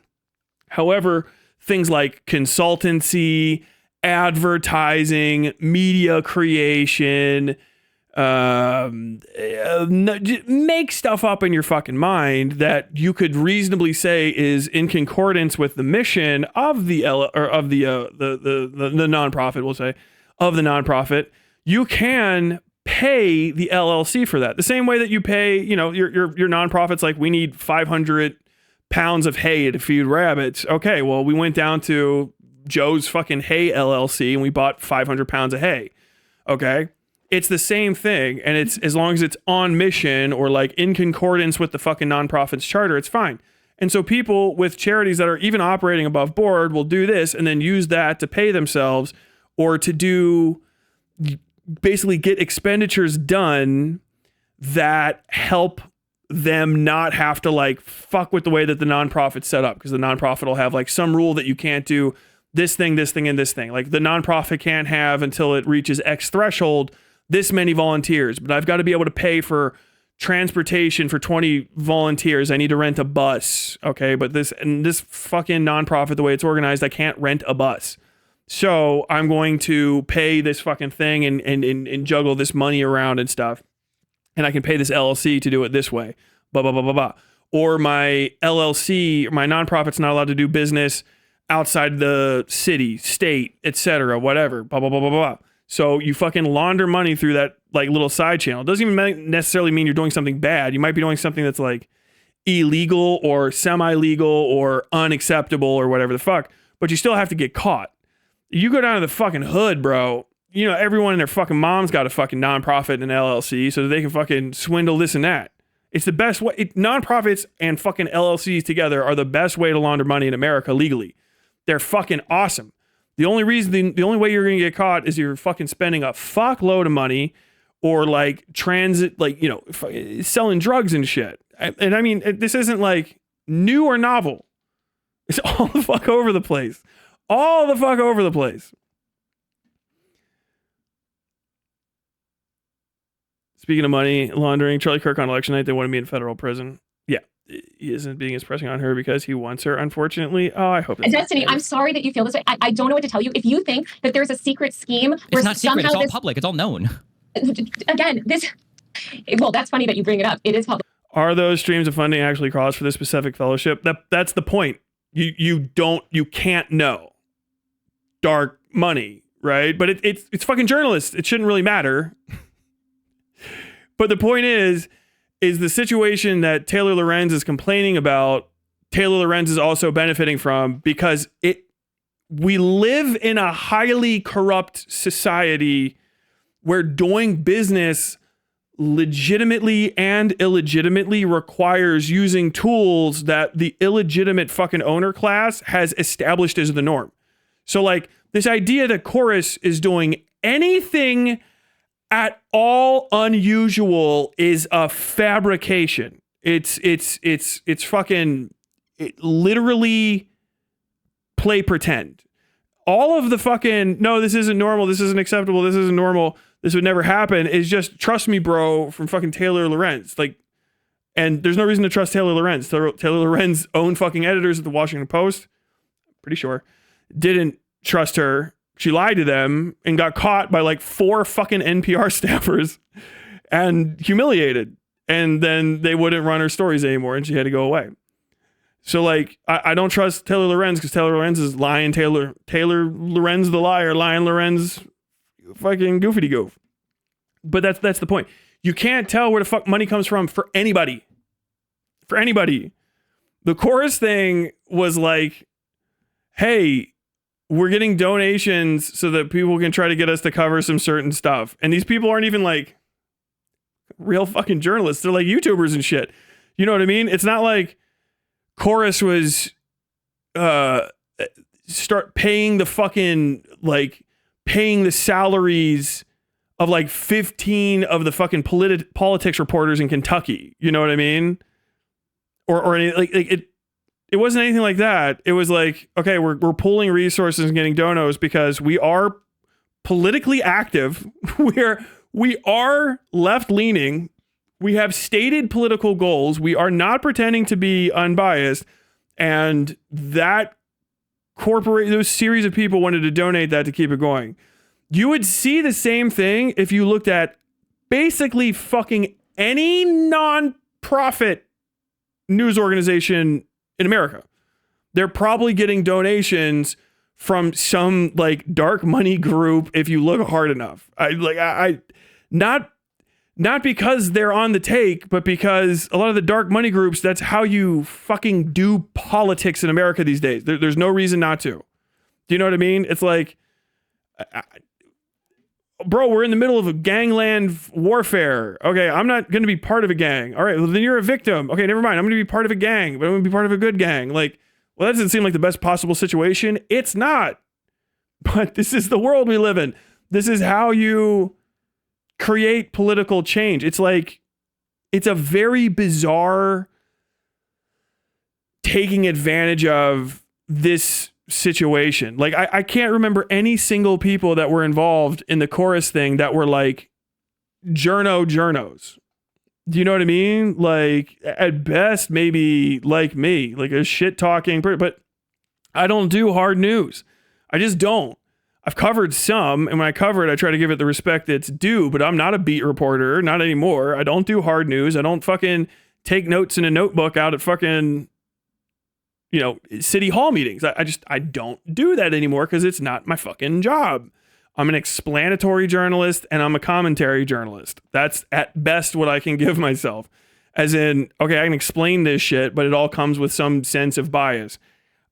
There was no insinuation that I saw whatsoever that Chorus was becoming some sort of unbiased, unaffiliated, like, news it's like, okay, they're getting these people together so that they can fucking band their resources together, and there's some funding coming in because unironically we live in the era of fucking Ethan Klein suing Denims and Frogan into dirt.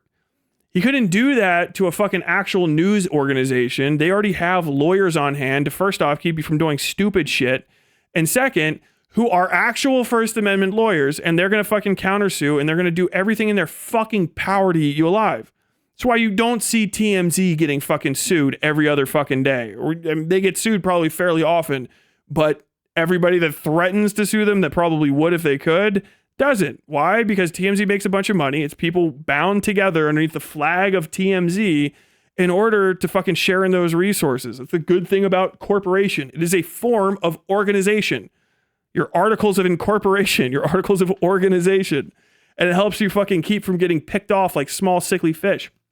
It's bad for larger creators, especially people like Hasan Piker, who can exert influence down the line on people. Little fucking JQ question mark or whatever the fuck that was. I don't give a fuck. But that can really fuck people up. Something like Chorus gives a bunch of people that are middlingly different sizes the ability to grow and make mistakes together. And you can always leave. Like, that's one of the biggest things too. Dark money in politics, where it actually even matters, and that's where the word is for. And are we talking about any bricklayers accepting dark money? Like, are we concerned with any of our fucking Geek Squad people at Best Buy accepting dark money? Like, well, they're not doing reporting. Okay, but like, still, why are we not concerned about it? Shouldn't we drum some concern up? We could. Do you really want to eat at a fucking restaurant where they're taking dark money? Have you considered the possibility that they're going to lie to you about what's in your food? Oh my God, wait, what? Yeah, you can just fucking, you generate the story, which is what Taylor Lorenz did. She created something out of nothing.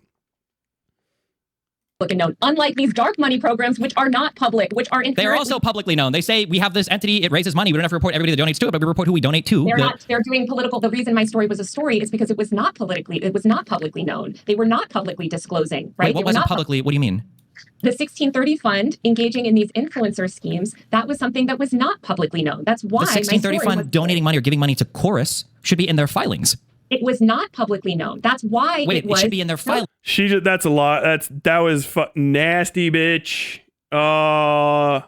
It was not publicly known. She NPC'd that. Did you see that happen? Did you see actual NPC activities? He said it's in their filings. That is literally first and foremost all that's required. It's in your filings, right? If anything more than that's required, then it's like the fucking Omidyar network thing where you need to tell everybody that you're taking any money at all from a billionaire to report on stuff that the billionaire is concerned with. Like, what the fuck are you talking about? Dude, that's just... Okay, I'll continue. Well, surprise, surprise, it was never known. It was never revealed. I understand, and again, I know you did this to other people. You keep saying it wasn't known, as in it wasn't part of the mainstream zeitgeist. You're not responding to my question. You're very good at these conversations. You're very tricky. You're very tricky. Funny one example, showing up in the media? No, but you're alleging. You acknowledge that what you're alleging would be like an FEC violation, right? If these entities were giving large sums of money to people and it wasn't showing up on any of their filings, that this would be illegal. First of all, it's not an FEC violation because there's no FEC ruling that says that you have to disclose your influencer sort of efforts or whatever, right? Because it's a fucking election commission and they are journalists. Yeah, we're kind of getting to the fucking heart of the matter now. The dark money issue specifically is for politicians. Oh, that's right. Federal Election Commission. So are these guys are these people following it? Are they doing like political advertising? You know what I mean? Et cetera. So are they being asked to specifically stump for a candidate as a political operative? Is that what we're talking about? Because if we're not, then it kind of is specifically a thing for elections. That's why it's a Federal Election Commission regulation and not a Federal Journalism Commission, because we don't fucking have that. You get what I'm saying?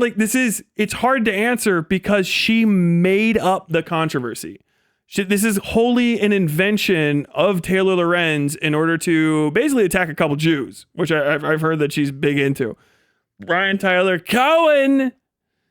And what's old Blue Eye's name? I can't fucking remember him. He always looks like he's about to start crying. No. For these hybrid entities, the ones that do this, the pairing of I haven't read about these anywhere. It was like the C3, C4 pairings or whatever, these hybrid entities. You don't have to report where the money is coming from, but you do have to report where the money goes to. So my understanding is, I would have to go back and look at all this because the tax structure is relatively complicated. If I do, it would be for my edification because you don't understand how these things work. But the C3 or the C4, whatever, will receive money and then they don't have to report where the money is coming from, but they can dump a lot of that money into a C3 that does have to report where it's coming from. So like Chorus will say like we're getting money from the 1630 fund and then they'll say that we're paying it out to certain creators or whatever, depending on the type of entity that they're structured under. But so show me where any of that happened prior to my story. Well, I want to see I want you to link me where the reporters in residence, the LLC that they're getting the money from. Wait, sorry, Destiny. Whoa, you just changed this topic. Well, no, this is how you changed. No, you changed this from this and you changed to this. So I'm asking you, can you show me what? Show me where? You acknowledge the conversation started with the Omidyar thing. There's only 1.35. Hold on. Yeah. Before you derail, I'm not derailing. I'm re-railing on what you said. I want to close the loop on what you said. You said that there was disclosure about this funding program before my article. Show me where that was. I would have to go and look up the web archives of the page to see to where. I don't have this information offhand. You don't have it because it doesn't exist. Well, I don't have it offhand because I wasn't ready for that conversation. I have to go get the links through this. All right, let's see. I very much would love for you to find that. And I think that when you go to find it, you will find it doesn't exist because prior to my article, none of this was public. And that is the whole problem, I would argue, with these funding systems is that unless a journalist gets a hold of it, they're not inherently public or they're not inherently disclosed to the... No, but they are. Like what is inherently public? If it's a 501(c)(3) filing, then if it's publicly available as it should be as a fucking nonprofit filing, then it's publicly available. If it's until I specifically make a story highlighting something disingenuously to turn it into news, that's a completely different situation. Do you know what I mean? Like you're deciding that you have like you're talking about something is the equivalent of truth, and nothing else rises to that, which means that every single other person that has a nonprofit that hasn't said every single possible thing that someone who doesn't know about anything about nonprofits could think of as a question is being duplicitous, basically. Like it's fine. Like, that's the law. People do not have any need. I don't think that Taylor Lorenz, I don't know, the billionaire thing is a lot. I think actually you should report that. I don't think you should have taken the money at all. But I can't imagine an actual fucking requirement to report that she took it. I mean, her fucking, like, literally her employers should be doing their due diligence. I know they're not, and that's why people are always running these dog shit fucking articles and this made up nonsense in these fucking papers. But, like, you decided to look into it and then it became a thing does not mean that they were hiding anything, but that you're pretending that they were hiding it. But if they did all their filings, then it's fine. Like that's what's required. There's no reason outside of your feeling like it's not the case for them to start talking more about this stuff, because it's the how everything else operates. They're doing nothing abnormal at all. There are tons of dark money groups and just tons of groups in general using money to exert influence over corporations and news stations and stuff. Like they're owned, right? They get hand-me-downs from, there's a million different ways to influence the news. And they're not even news people in chorus. They're YouTubers and shit. And the thought that them doing the same thing as everybody else is somehow categorically worse than everybody else is just a thought that people are having because they don't like these individuals personally. It's not because a unique situation is happening, which means this is like activism reporting, not in a good way where you're like, oh yeah. This is like intentional spotlight reporting. This is the same thing. That sounds good too. This is the same thing as going to a neighborhood that's at risk and constantly reporting on black people whenever they do any sort of crime in order to try to make it seem as though black people are especially criminal in that area. Or going to a specific restaurant chain and hyper fixating on that restaurant chain's like poor performance in like health inspector or health inspections and stuff, as though they're not performing at the norm or the mean that everybody else is performing. And then suggesting that because you've noticed it, it was being hidden before because no one was talking about it. And that somehow equates even further to intentional duplicity. Like, I had to go and do research at all. You're being duplicitous. And then also I'm going to hyperfixate only on you when this is actually just the norm of things. And I'm not going to say that it's the norm. You know what I'm saying? It's like shining a light on one person with untied shoes and going like, that person doesn't have untied shoes. They're breaking the untied shoes law. And then you go, is that a law? But no one asks. They go, oh, hang the witch. Like, you're intentionally inciting basically like negative attitudes towards these individuals, a lot of which is grounded in a very pernicious sense of anti-Semitism. If you remember the fucking coverage at the time, I remember there's a lot of the like, did you get your Jew bucks? Fucking nonsense. My God. But I mean, people they love Zog posting. So, you know, it is what it is. But that's what's going on here. I just have to point that out. These are true, like, beyond just fundamentals of journalism. This is like J school year 2 shit. Followers of these influencers while they're creating this content. And that's a problem. I'm a journalist. I disclose where I get my money. Now, you seem to have some issue with This is not true. That is a lie. I had to find out from other people than Taylor Lorenz that Taylor Lorenz was taking a Mid-ER Network money. Regardless of the fact that maybe somewhere she mentioned it, I didn't know, which is very similar, almost exactly the same as the chorus issue, which means you did not disclose it to my specifications. Legally, probably fine. Ethically, probably okay too. But as far as Tyler wanting to make a fucking ruckus about it, unacceptable. Omidyar's reporting in residence program, I can promise you that it is not a grand conspiracy that myself and all of these other journalists have taken part in this program, and that it's somehow, I don't know, you're sort of conflating it with the 1630 fund. It's nothing like that. Not to mention, it's exactly like that. It is. It's not like, not to mention. Not even that this, she keeps going back to the 1630 fund, but the 1630 fund is not directly compensating the chorus people. Chorus is getting money from 1630 along with other individuals, which means that chorus has multiple revenue streams. Even if it's a large revenue stream, if there are additional revenue streams and they're from independent entities, then you can make the very easy and obvious case that we don't get our funding solely from one source. Therefore, that one source does not exert extreme or undue influence over us. Further, they're not running our stuff. They're donating to us. So it's still, they're wishing, wondering, and hoping that we do this. And we're not even going to keep it. We're not a single individual. We're paying out multiple people.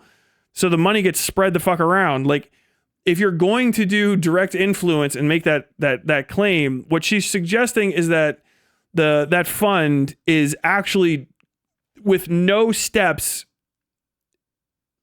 doing quid pro quo with every person that works at chorus. Direct, without steps, and it keeps hammering that home again when it is one of additional funding sources that have been given to chorus. The hyperfixation on it is like this fruit of the poison tree thing, but like it means you can never ever have a company that gets funding from multiple sources ever. Do you know what I mean? Like that is a onerous ask for anyway. It's like saying like, oh, Tyler, if you get a $500 dono ever from like Elon Musk comes by and he's like, fucking kill yourself, loser, and gives me $500, right? Like, oh, Tyler's fucking bought and paid for by Elon Musk. I mean, people would probably say stupid shit like that, but the actual like, am I, you know what I mean? Like, is that one singular whale donation controlling the entirety of my life? It's impossible to prove that causally. You need additional information, which is never provided in the story. It's just as easy to poke holes in it as it is to not, because she's a shoddy fucking reporter. Like, this is just dog shit reporting. There is nothing's tied up, nothing's certain. Even her defense of it is all the fuck over the place. And I'll say the second part. Mm-hmm. Destiny, an investigative journalism fellowship is nothing like a secret political influencer program at all. What was secret? Wait, what part is secret? It was never public. The funding program with Chorus was never public. It was never public. It was never disclosed. None of these influencers disclosed it. That's the whole problem. Changing the story, right? So this is the duplicitous. It's not required at all.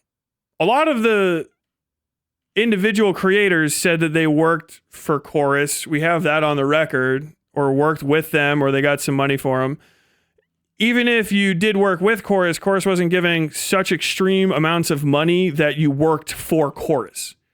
Like, I've seen the number that got fucking like sent up was what, like a $5,000 or I don't know, 7,000. We'll just say it's the 7,000 in Jew money, the old good 7K Jews. Some of the reporters were getting that much. Her bad coverage of this, or intentionally, I believe, duplicitous pencraft, so to say, while writing that story, which by the way, I know I'm the only one that fucking ever read. I know that's the case.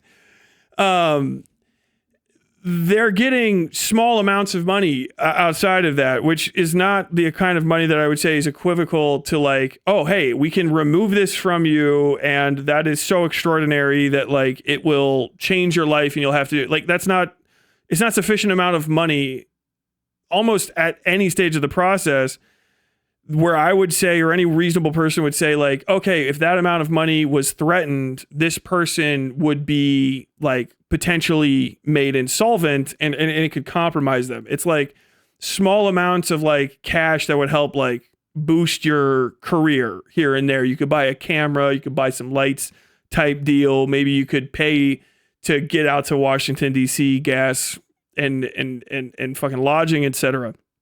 And then some people were getting some pretty decent amounts of money.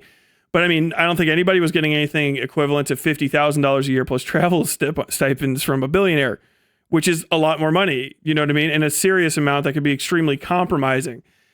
And you would have to go person by person by person, every chorus person, because they are as individuals responsible for their own conduct. This suggestion that they're all underneath an umbrella is fallacious.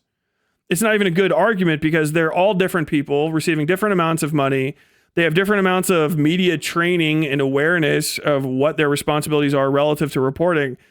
So unless you have dyed in the wool 100% proof that they were specifically told to never ever mention it under penalty of like annihilation in such a way where it would actually legitimately scare them, I don't buy it. Do you know what I mean? Like that's so fucking dude, I get fucking donos that are bigger than a lot of these guys were getting, and I don't even get that big of fucking donos. You know what I mean? And they don't affect my car. People can't pay me to fucking play a video game half the time. Whereas a lot of these people, you're just suggesting that they're all completely on the take, but with no evidence whatsoever, or such flimsy evidence, uncorroborated statements, anonymous tips, gossip and hearsay is the entirety of this fucking story.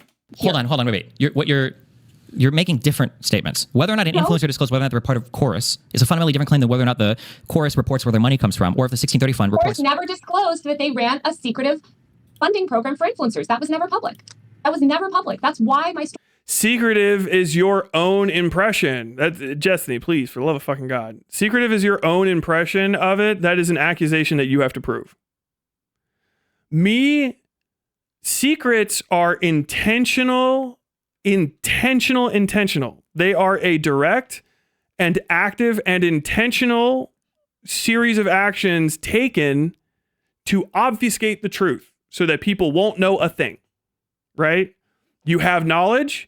You have to be aware of a secret, that it is forbidden knowledge. You have to be willing and cognizant of the need to keep it secret. And then you have to go through measures in order to maintain the conspiracy. Like, secrets require effort, where in this case, there was no such effort made. You're suggesting that it was a secret. What was happening is people weren't calling you up, not aware that you needed to know their business and telling you their business, which is her main suggestion, that like these people were not saying things that in such a way that she would have heard ahead of time in a way that no one would think to even do. Do you know what I mean? Like, that's... is Chorus a sponsor for an episode? Is no one done this? And nothing in the reporting that she did, which is shoddy, filled with holes, and completely non-conclusive. Like, nothing about that shows that you have to cover every single Chorus creator, because they are not an organization that has a unified office structure or has like some sort of top-down hierarchy, which is in like completely unignorable. It's not a newsroom. It's not a fucking company that has all of these people as day-to-day employees and exerts influence over them in a consistent and non-reciprocal manner. It's a company that reached out to some people and is trying to like connect them through money, opportunity, and influence, which is not the same thing. So all of those individuals are not members of this corporation. They are private individuals next to it, right? They're correlative, off to the side.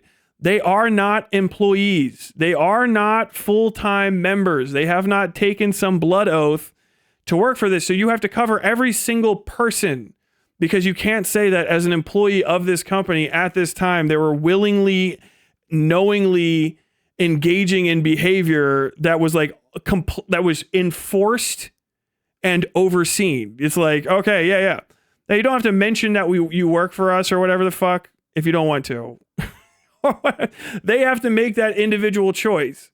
And whether or not they did is dependent on each creator. However, we're painting the entirety of Chorus with a shadowy brush instead of talking to every single individual, because that's hard to do. And a lot of them probably won't want to talk to you because you seem like a duplicitous asshole. It's bad journalism. It's horrible fucking journalism. Like, it's fundamentally bad. There's too many things left open.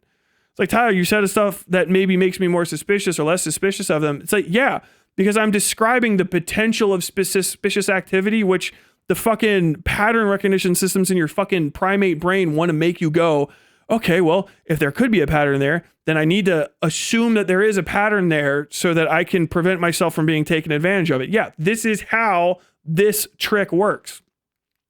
By presenting the possibility of a problem, you now have to plan for the problem because you don't want to get fucking duped. But the problem doesn't really exist. The problem hasn't been proven to even be a problem. These are all like a series of discrete issues and factors of like non-compliance and misunderstanding of law that have somehow been combined into a conspiracy by none for a benefit that does not exist, by a cabal of people that cannot be proven to be real by virtue of what you're fucking saying about them.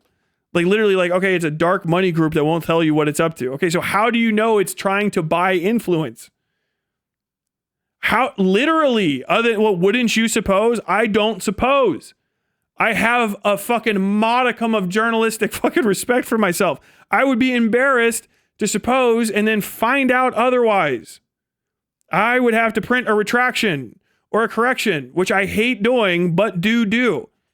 Usually I get one correction per fucking season of this show. Like, every once in a while, and it's only about stuff that I'm finding about for the first time or that I have a long-standing misconception of. This one story had like 5 fucking corrections in itself alone. The whole end of it is a fucking thing. And this is a uniform recurrence in Taylor Lorenz's sloppy, unprofessional, and inaccurate reporting. Story was a story because it was never public. All the money that flows out from the 1630 fund has to be a part of public filings. Yes? It was not public. Wait, can you say yes or no to that? Are you able to answer that question? All the money that flows out for like political or activists or whatever stuff, any kind of like thing like that from the 1630 fund, all of that has to be on a public tax filing.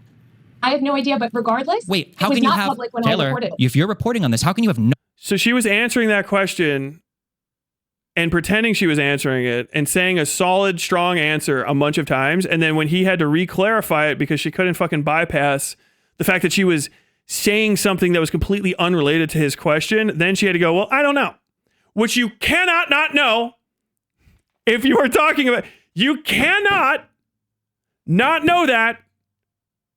It's a fundamental fact. He just fucking asked you if you know whether or not the fucking dark money fund at the heart of your story is doing its public filings or not. That is an inarguable and heart main fact. You have to say yes they are, or no they're not. You either have to, in that moment, accuse them of a federal offense or say they were not breaking the law. But she's so fucking dedicated on maintaining this veil of wrongdoing on their part that people are eating the foot. This is driving me fucking... Why the fuck is Destiny the only one that knows? I'm losing my mind. I hate you so bad. I hate you so bad, Steve Bennell. I fucking hate you. Oh my God. DGG, I hate you. Why the fuck is it only you guys? Why in the fuck is it only you? I'm gonna fucking lose my mind. How are they the only people routinely perverts, racists, and fucking morons, and they're the only ones that just Google shit. It kills me. I'm going to fucking die. Worst allies. Don't like them. He's right. People are fucking trying to get. Who the fuck disagrees with Destiny on this one that I've been seeing online? Where the closest one got dead domain. Not necessarily her. Ooh, I always get in trouble for this one. Her. It's going to be there. I said it was her. It's going to be there. Her fucking, not her strong suit necessarily. I don't know how much Dead Domain knows about campaign law. Also just hates Destiny. Fair and valid. Counterpoints. The fucking pedophile, the foreign pedophile crew on fucking Gisticle's kick stream and shit. Like, those are the main detractors. People, I don't even know if they know how to pay their own fucking taxes. Much less talk about the fucking nuance of campaign finance. Like, what in the fuck? He's correct. I hate him. I fucking hate him. No idea if the statement I just said is true or not. Show me where it was public. So show me where it was public. Before I publish my story, show me where it was public. Okay, so here's a form. Before I publish my story, show me where it was. The fucking FCC filings? Or the FEC filings? 990. This is 117 pages long. This is of the 1630 fund. This is for 2024. I would have to, I guess, go find the 2025 one. But this here should have every single thing listed in terms of where their money. Show me where it's disclosed. I don't even know. I don't know what the entity is registered under. I can find this information for you, but it's going to take me some time. I don't have this right on my fingertips. If you're gonna say this argument, she is in real time making this up. Fucking look, no thoughts. Every single thing listed in terms of where their money. Show me where it's disclosed. I don't even know. I don't know what the entity is registered under. I can find this information for you, but it's going to take me some time. I don't have this right on my fingertips. If you're gonna say this argument that this was all public and that it was just. It's a nonprofit. Destiny just said the nonprofit's filings are disclosed, which is all that's required. Then that's the question he's asking. Were the legal fundamentals of this followed? Yes. She's so fucking single-minded on trying to connect an idea of illicit and illegal behavior to the reality of some shit she essentially fucking made up and some misunderstandings between people that she can't say literally that the dark money organization actually does do, because it is still a fucking nonprofit.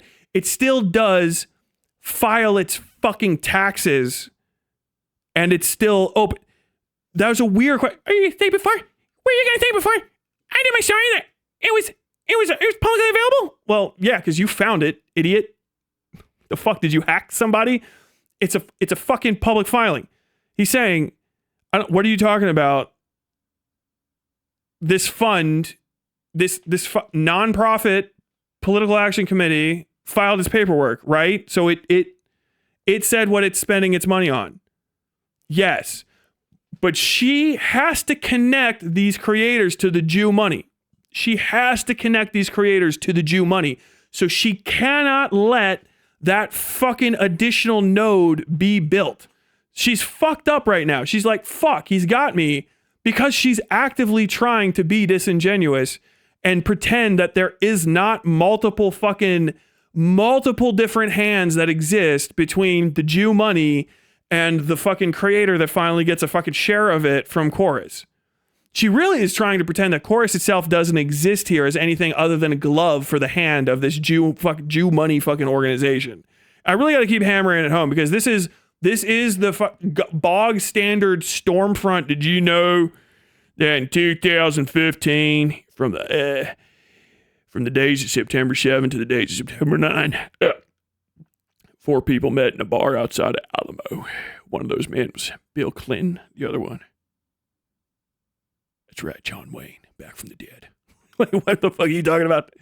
Conspiracy. Once you start shedding light on this, the unreasonableness of Taylor Lorenz's fucking ask, which is that these people who maybe don't even fucking know don't even consider themselves journalists or care, that they don't have any actual deep connection to this fucking Jew money, and they actually haven't been influenced by it at all, and it wasn't really a secret. It was just something that people didn't know about, and when she revealed it, she pretended like people were hiding it when they weren't. And that's bad because it makes her look like the duplicitous fucking snake she is. Destiny is right here. He futzed it for 2 seconds at the beginning, but this is completely accurate. This is fine. What in the fuck? Disclosed. Where was it disclosed? Are you okay? So then let me understand. You're saying that they hid this, that it was not disclosed on legally required forms. No. If you read my article, do you see how tricky you're being? I can see how tricky you're being. I know my dude. I mean, dude. A lot of people can't see how tricky you are sometimes, but like it's you're not answering tricky. that question. That's me. I'm answering your question, but I don't know. No, my question very specifically was, okay, it's 2 questions, and then you can answer both of these. One is, would it be legally required for the 1630 fund to disclose that money was flowing out to an entity like this? Number one. And number two, are you saying that they did not disclose that against the law? Neither of those things were in my article. Neither. Can you answer either of those questions, or no? Can you not? You're really not going to? Actually, if you want to make those claims, I think you should be the one to back it up. I'm not the journalist. I'm just a lowly influencer. Those aren't claims. Those are questions. Those aren't claims. Those are questions. Those aren't claims. Those are questions, and they are very valid questions. Which are, you are saying that this fucking you are claiming conspiracy. Have you investigated every aspect of the conspiracy to make sure that there was conspiracy? No is the answer. How would you not know that offhand? There's no reason to not answer that question. There's no reason to not answer that question. Hey, is the Jew money that you don't like, was it reported? And does it say, did you check that it went there? First off, I'm about 90% sure it actually is in her fucking story. I'm pretty sure the filings are in there. I could be wrong. I haven't read it, and I don't feel like I'm going to again anytime soon. But that's the matter at hand. Hey, did you do the fundamental research on the Jew money group? I know I keep saying Jew money instead of dark money, but I mean, I feel like we know where we are here. Did you do the double checks on the Zogbucks? Did you do a little checkaroonie on the fucking on the shekels to make sure that they were illegal sheks? Did you make sure the shekels were fucking illegitimate? Did you check for the stink of clam on them? Did you make sure that they were fucking haram first before you moved on? Like, what in the fuck? It's such a fundamental question. It's literally she is not answering it, not because she doesn't know, but because she will have to say a thing that Hasan and his fucking orbiters audiences, who are so fucking baked out of their fucking mind on their own farts at this point, if they hear for a second, well, some of this was not illegal or a conspiracy, and it was above board, because it has to be, they're gonna go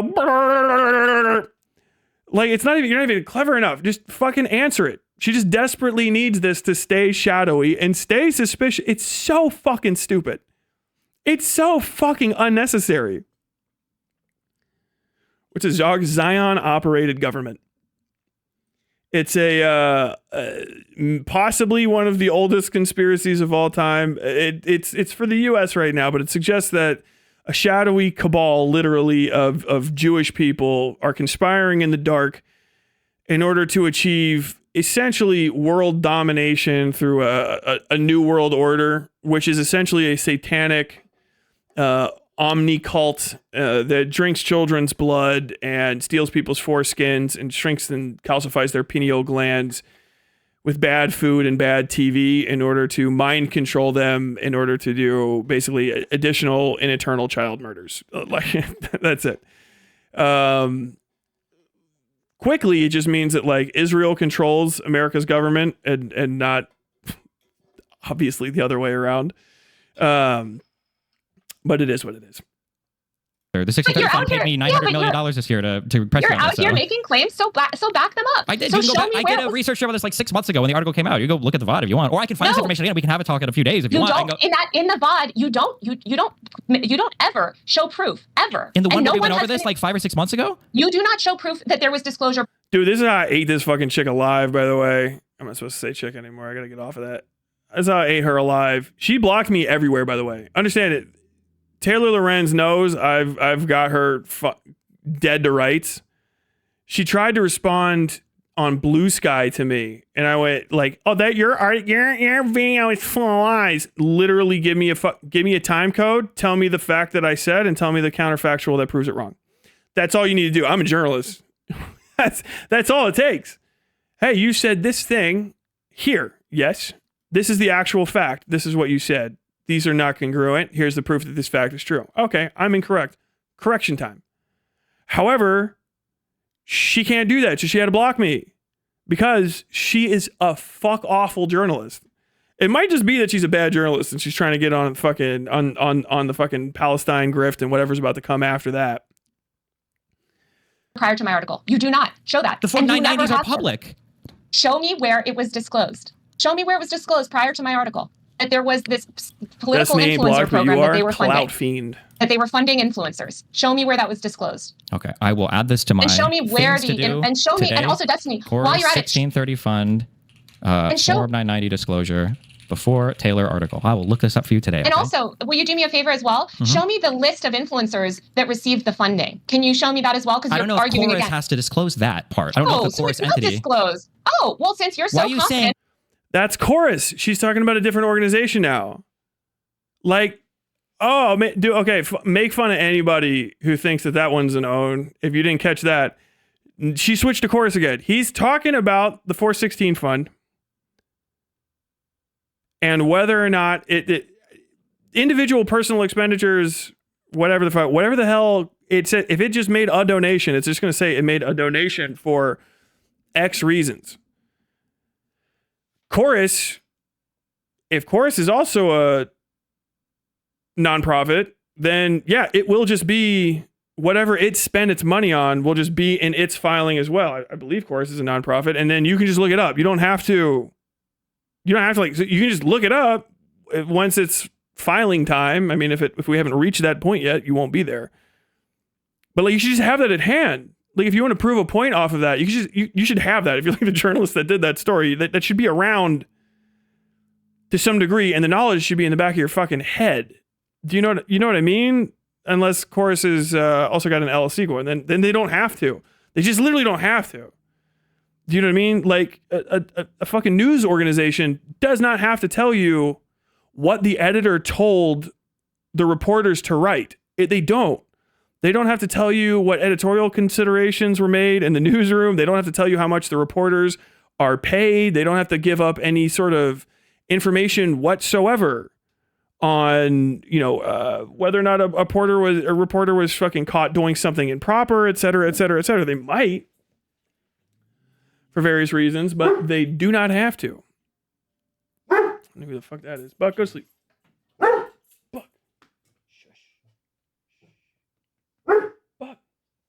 go to sleep. Go to sleep. It's fine. It's just people outside. We're talking about multiple entities here. I don't know if you don't know how these are working in conjunction with each other, or if you just rely on like the tricky language in order to not actually have to answer any questions related to any of this stuff. All of these ridiculous attacks, and I'm just asking you to back up your claims. If you claim that it was all public, show me where it was public. You're playing games. I never claimed it was all public. I claimed that these should show up on public filings. Now, show me where they showed up. Okay, I'll look it up for you. I will look it up for you. I'll find the forms. I'll throw them at you. I'll have you. I'm sure you'll wiggle out of it another way. So back to the Omidyar thing. Back to the Omidyar thing. The thing that we started talking about. The Omidyar Taylor for the Omidyar thing. The LLC that funds it solely. What is this LLC? Can you give me information about this LLC? How do you know that it only receives money from Pierre? Because again, this is a investigative reporting fellowship. You're not answering the question. How do you know that LLC only receives money? I don't know. I'm not asking what it is. I'm asking how do you know it only receives money from Pierre? You're interrupting me. Are you ready to listen, or are you going to continue to interrupt? If you can answer the question, I'm ready to listen. Yes, I would not be able to participate You're not answering the myself. question again. I am. Not answering I the am question. telling you the answer to Literally the not question, and I'm answering. sorry that it doesn't. We sort of already agreed that you could just validate your lie about beliefs. your source of income and nobody would know. So that No, doesn't. you couldn't. No, you can't. You can't do that. You I mean, can. certainly, I of all people could not do that. I am a very high-profile journalist. To argue that journalists. No, you're not. Like Tom Brokaw would, in his, that's like high profile journalist. You're like, YouTuber.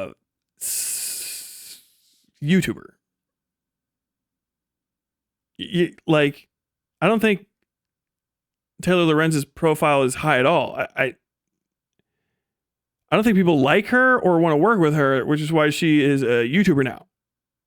She's a Hasan orbiter, high profile Hasan orbiter.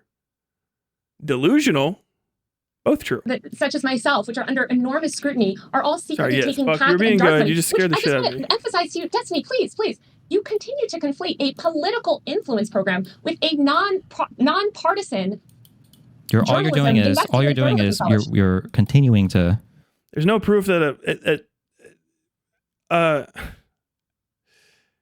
there's no such thing as a billionaire paying you money and then it's nonpartisan. The existence of the billionaire and you taking money from the billionaire implies you're okay with the billionaire, which is further reinforced by the fact that you defended the billionaire. It's not nonpartisan at all. You're one of Omidyar's reporters in resident. You're you've been tagged. You know what I mean? Like you're holding the pocket. I don't know what you mean by nonpartisan. That's an insane claim to make. Second, you're not proving any of this. I mean, this is circles and circles and circles, but none of these claims are proved. And the thing is Destiny doesn't have to prove very many claims. The fact that he's even providing evidence is even more fucking damaging to Taylor Lorenz's side of this, because he should not be able to provide any counterfactuals if you're reporting accurately. You are making the claims. Her story is an accusation. It is 100% on her to provide irrefutable evidence of every claim. Of every claim has to have irrefutable evidence, and every claim does not have irrefutable evidence. The fucking story itself has a list of refutations at the bottom of it. There is no reason to believe you because you've already been corrected on the story. The story was filed and it was incorrect. The story was filed and was provably wrong. It's just provably wrong. That's why they had to file a correction, because it was wrong. So it was a mistake for Wired. I don't know if hold on. Taylor Lorenz, Wired.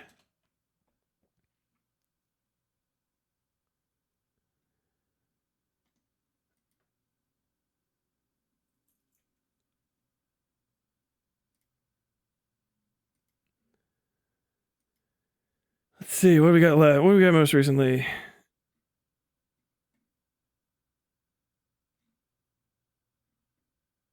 Dark Money Group, that's the last one. That's not hers.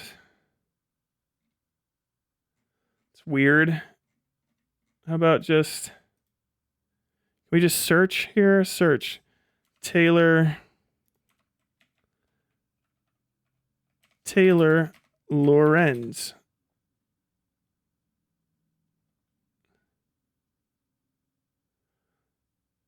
$2,378 stories, but I don't think that they're save 22% off Taylor Swift's pillow is the first return. So I don't know how accurate that is. None of these are bringing up. I think those are results it's trying to say, but I'm not seeing any no new Taylor Lorenz stories. Amar, Caitlin Haskins, Matt Burgess, Brenda Stoyer, Ashley Belanger, Ars Technica, Molly Taft, Lily Hay Newman, Tyler Shane, Kate Nibbs, Tyler Shane, McKenna Kelly, Joel Khalili, Molly Taft, Rob Chernick, I guess that's pronounced, Kieran Alger, Matt Burgess again, Angela Watercutter, David Gilbert, Molly Taft again, Matthew Corfage, McKenna Kelly, David Gilbert, a lot of names for McKenna Kelly again, John Smelly, this is going in order, basically. McKenna Kelly, David Gilbert, Reese Rogers, Zay Yang. See how these names are repeated a lot? But Taylor Lorenz isn't showing up. Relevance. Wired Roundup, Meta's AI Brain Drain, but that's by Zoe Schiffer and Leah Fager. Matt Cat Tenbridge, Parrish Dave. Did I spell Taylor? Taylor. Lorenz, Lorenz, right?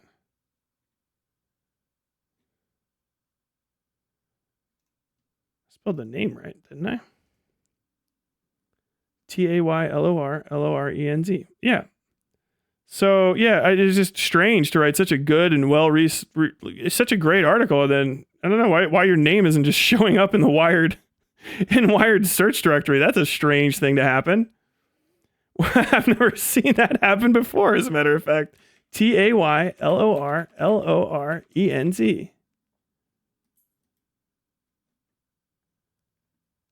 Damn, it doesn't even bring up Taylor Lorenz's actual story when I search for Taylor Lorenz's own name doesn't show up.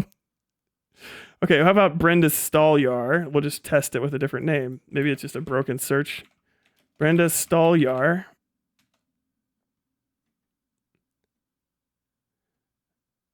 Well, it's definitely a broken search thing. Brad Borky starts showing up. How about if I just type in Lorenz? Maybe that way. Lorenz. Gear team. McKenna Kelly, Chris Hall. Oh, there you go. One. How to be extremely online and influence people, but that's about that's a book or a podcast about her putting her book out. There you go. How to be extremely online and influence people. Dude, she has the fucking smile of a true baby eater. She fucking chomp right through that fucking fontanelle. Taylor Lorenz Wired News Stories. Dark money.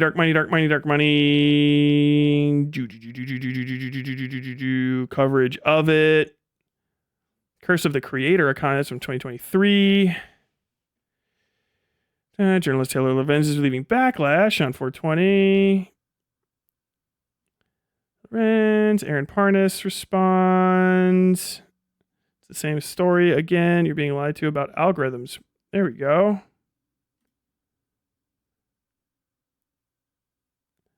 March 10th, 2026. I just released the latest episode of my Section 230 miniseries where I sat down with Eric Goldman, Associate Dean for Research and a professor at Santa Clara Law, one of the nation's foremost experts on internet law, to debunk the biggest myths surrounding Section 230 and algorithmic amplification. Hold on, let's see.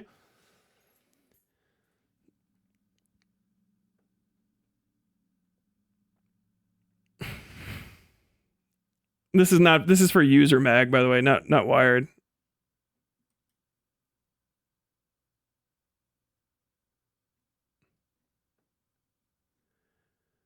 Oh, dude, this is just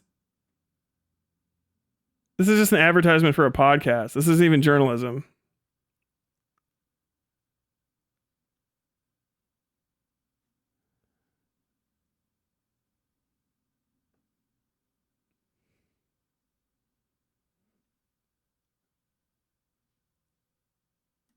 Bro.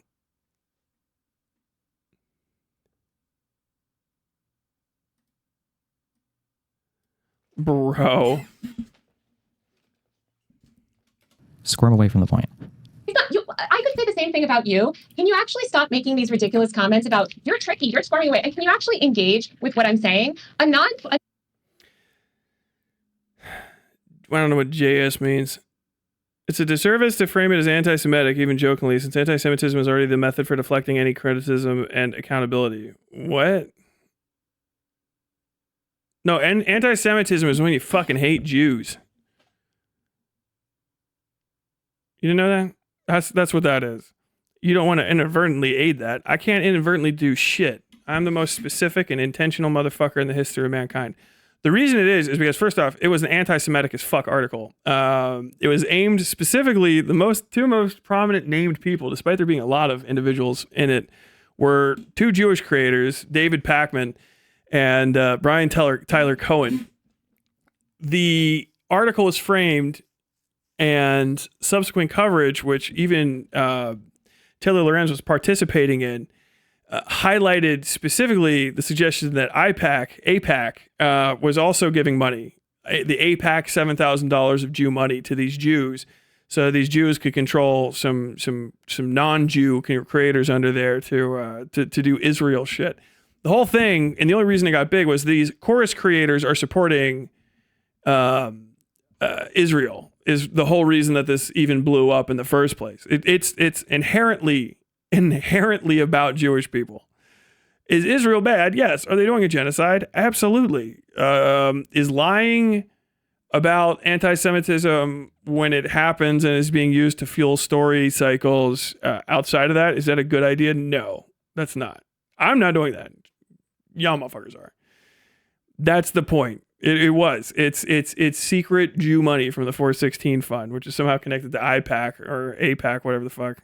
I remember one of the whole things was David Pakman said he couldn't remember how to say APAC, or if it's APAC or IPAC. And I literally can't ever remember how to fucking do it either, because now that somebody said that, it always sounds wrong no matter how I say it.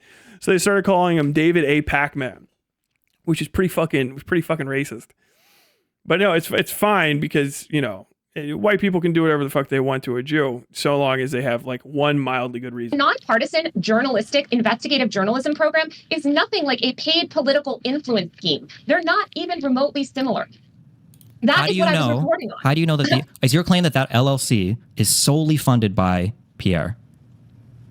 That is what we are. That is how we are able to take part in this program. Do you think are you telling me that the LLC is solely funded by Pierre? I would imagine, yes, because that's how we're able to take part in the program. So the fact that you would say, I would imagine, seems to necessitate you using your imagination. And the reason why you have to use the imagination is because it's dark, because you don't know, which is fine. I don't even think it's that big of a deal. I'm sure the Video Network and everybody, they state their goals and everything, which is why it's not a huge deal. Same thing with the 1630 fund, and the same thing with Chorus. To answer your question, yes, it is funded by Pierre Omidyar. Yes, that is what we are told when you're I didn't ask if it was funded by Pierre Omidyar. I said it was the sole funder, Pierre Omidyar. Is the LLC that it gets money from, the only person that puts money in the LLC is Pierre Omidyar. Or perhaps his, maybe he puts it in through something else. But yes, it's Pierre Omidyar's money. Yes. Or maybe he puts it in through something else. Oh my God. Okay. That's just going to be that over and over again, isn't it? That's what that is. And I have a prior obligation tonight in about 20 minutes that I've got to start fucking getting ready to head off to. So I'm going to be getting ready to wrap this up. I can't believe there's another. Dude, that's only 20 minutes of an hour. There's another hour and a half of that. Yeah, hour 50. Dude, it's nearly 2 hours of this. I don't think Lorenz is there the entire time, maybe? Allowed to disclose. Maybe Lorenz is there. Hold on. There's some people in there. I mean, Brian Tyler. Her fucking camera cuts out at one point, which is odd. And I wonder why that would happen. But the problem is that your article disclosure that this was public, that influencers were talking about being part of the room. You don't have any evidence of that. So if you're going to make those claims, you better have evidence, because I promise you. Wait, which claims am I making that you're not comfortable with? That you said on your stream, which is what I'm trying to do, sort of debunk. Public did. But then you also simultaneously, you can't post the whole thing, which I don't understand. A part of the contract on your article. Did the Facetune turn off? 4610.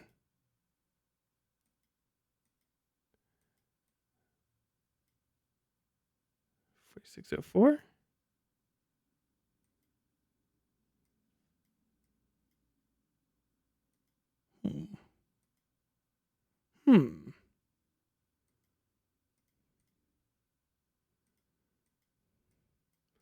No, that room is just fucking crazy. It has crazy bad natural light in it. That'd be very funny though.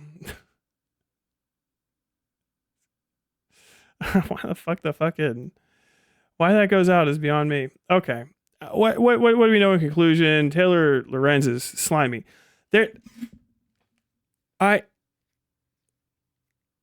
don't think I've ever answered questions regarding somebody else's business and livelihood with, not good not Bugs Bunny style shit. I mean, that's just raw sliminess. Is dead ass. Raw fucking sliminess. Like, I don't know why. You should just be able to answer everything factually. Okay, so I'm going to ask you not even gotcha, fundamental basic questions. The beginning of a walkthrough. Does this fund give money to Chorus, and is it represented in the filings, or are they committing a crime? Just say yes and no. Yes, it's represented, and yes, you can find it in the filings. You know what I mean? It's not bad. No crime is happening. Just say, that's fine. No, I did my yes, of course. You know what I mean? Okay, so this money goes to Chorus, and that filing is available. Yes. So everybody made all of the legally required. Everybody that was legally required of them. Yes. But they didn't come and talk to you personally about it. Right? Okay, no. Okay, well, you get money from a similar setup. Yes. A billionaire paid you $50,000 for a year to do journalism, and journalism that's specifically in the sector that he made his billions in. Yes. The money where you get paid is from an LLC that gets money from him, but not just him. Yes. You don't know where the rest of that other money comes from. No. Have you always told every single person that you got that money from him when you are writing for other agencies that aren't him? No. Okay. So you've done basically the same thing, only you were aware of it when you were doing it. No, I disagree. Okay, now we can have the conversation. But like, all you have to do is hammer down those specific early facts. There's just early facts. Every counter argument she was making is, yeah, well, it wouldn't be reasonable. It would be impossible. No, it wouldn't. First off, just wouldn't. It's not. You usually get fired from newspapers for, making a whole story up, right? But there's still people that have worked for newspapers for years while making up stories. They didn't get caught. And that's sort of the thing. If you're being duplicitous, I haven't been caught, or no one suspects of me of being duplicitous is not a response to, are you being duplicitous? It is actually very duplicitous sound. It sounds like you're trying to get away with something. And then that's pretty much it. That was there's a lot there, but it was all just the same thing over and over again. Really. I mean, I guess maybe I'll listen to some of that else some other time, but that's it for me today. I'm going to look at chat for just a second, and then I really do have to fucking get out of here.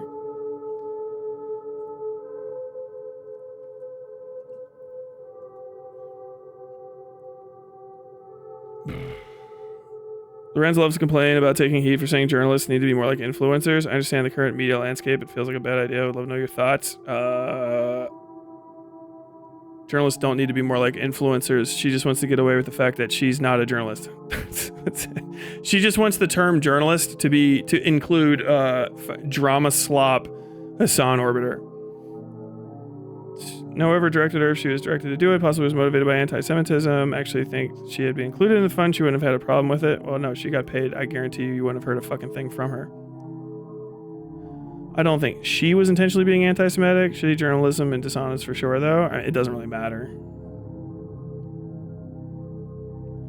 More to the point, I think she might have been, because when people were saying extraordinarily anti-Semitic, Zog posting fucking conspiracy theories after she dropped it, she did nothing whatsoever to dissuade it. And I believe she at times shared, liked, and commented on statements reinforcing those ideas.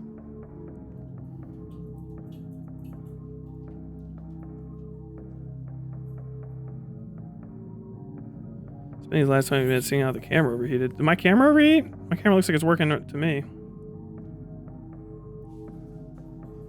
I don't think Destiny needs to get offered $50,000. He's got a lot of money.